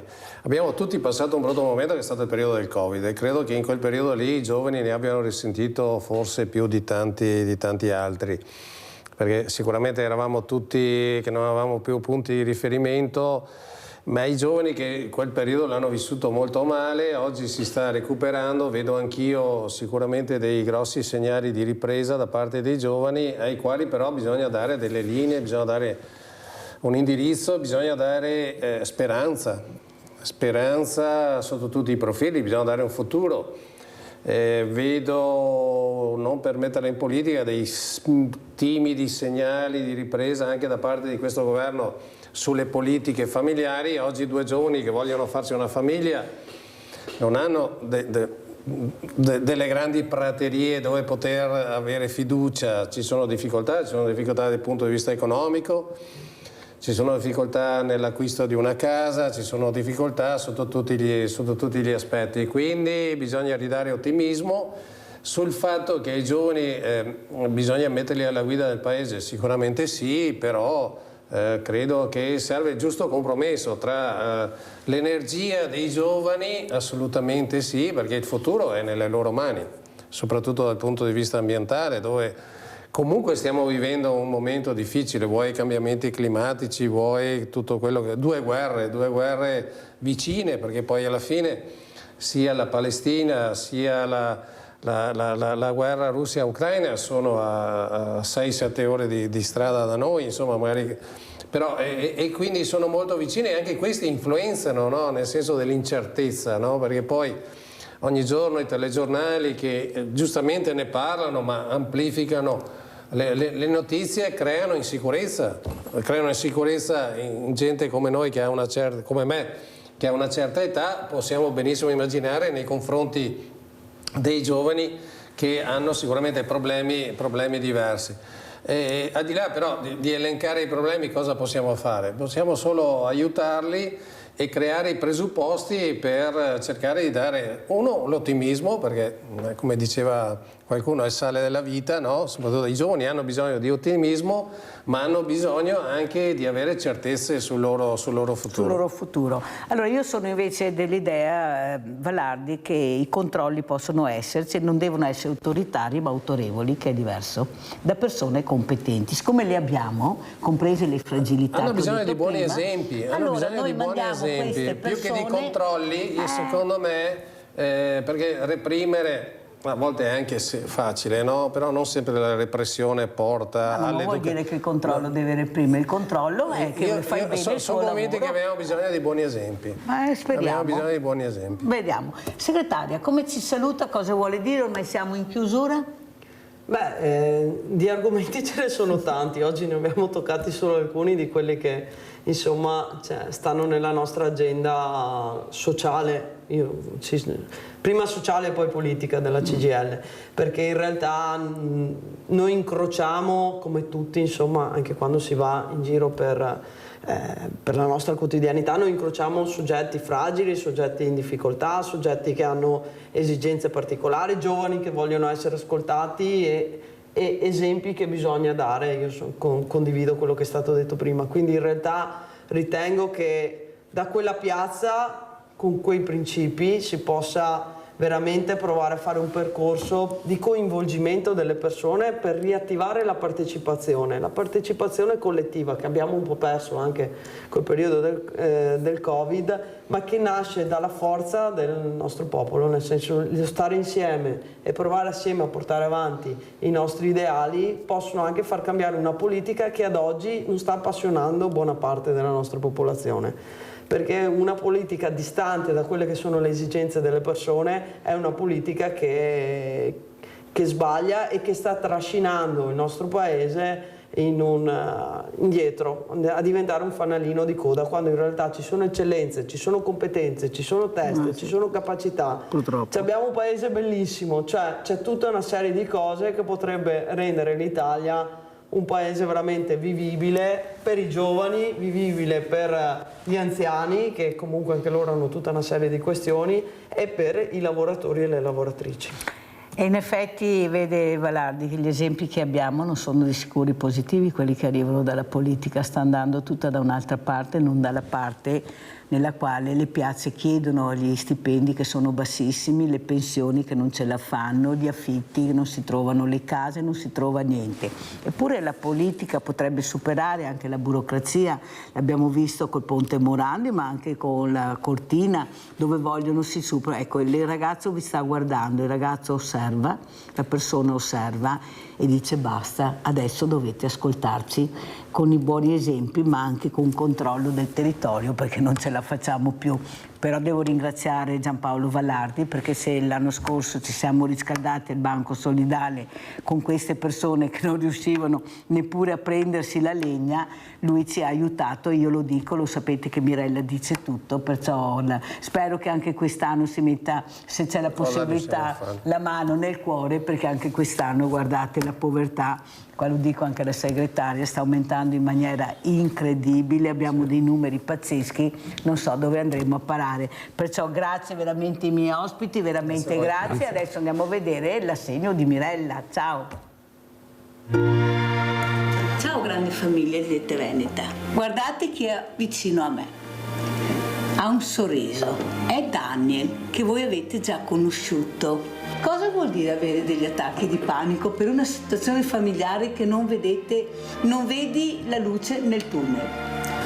Vuol dire avere una forte ansia, vuol dire non riuscire più a trovare una via. È già Dio sbottonarsi perché vedi soffermarsi. È una situazione difficile, diciamo.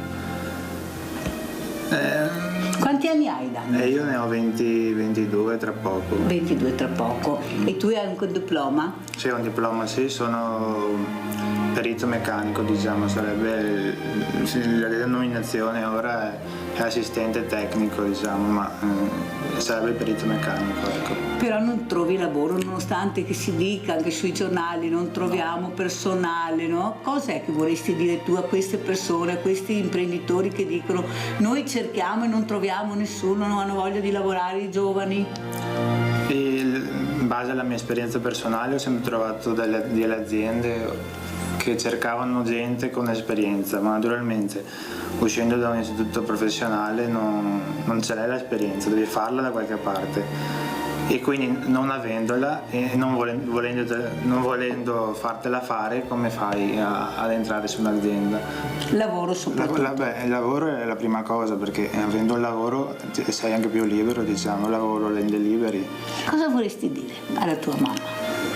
Alla mia mamma vorrei dire che innanzitutto che deve darsi un po' di vita, diciamo, ma un po' coraggio. Un po' di coraggio, sì, ma conoscendola non se la darà di sicuro.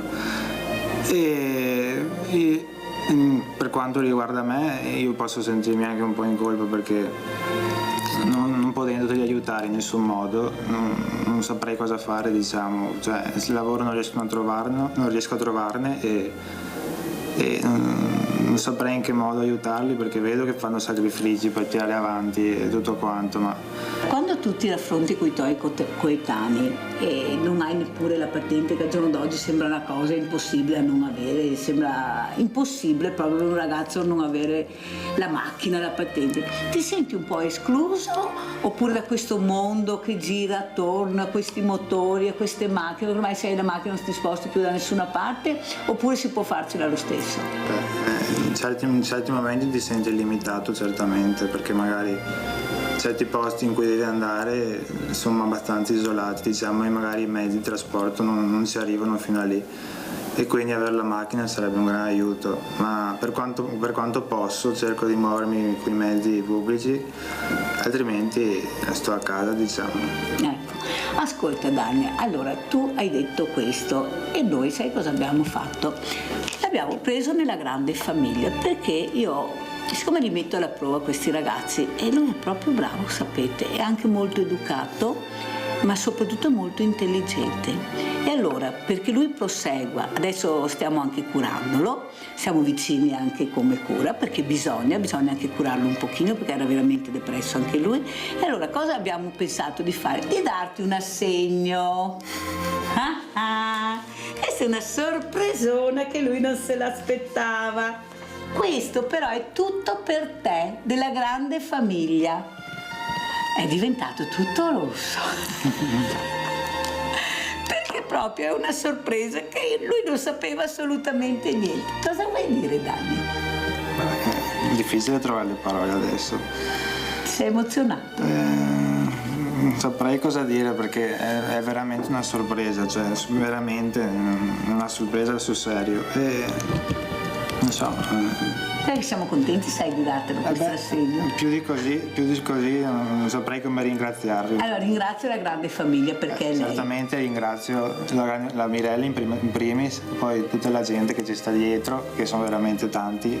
Ascolta, e allora adesso mando un saluto ai tuoi genitori.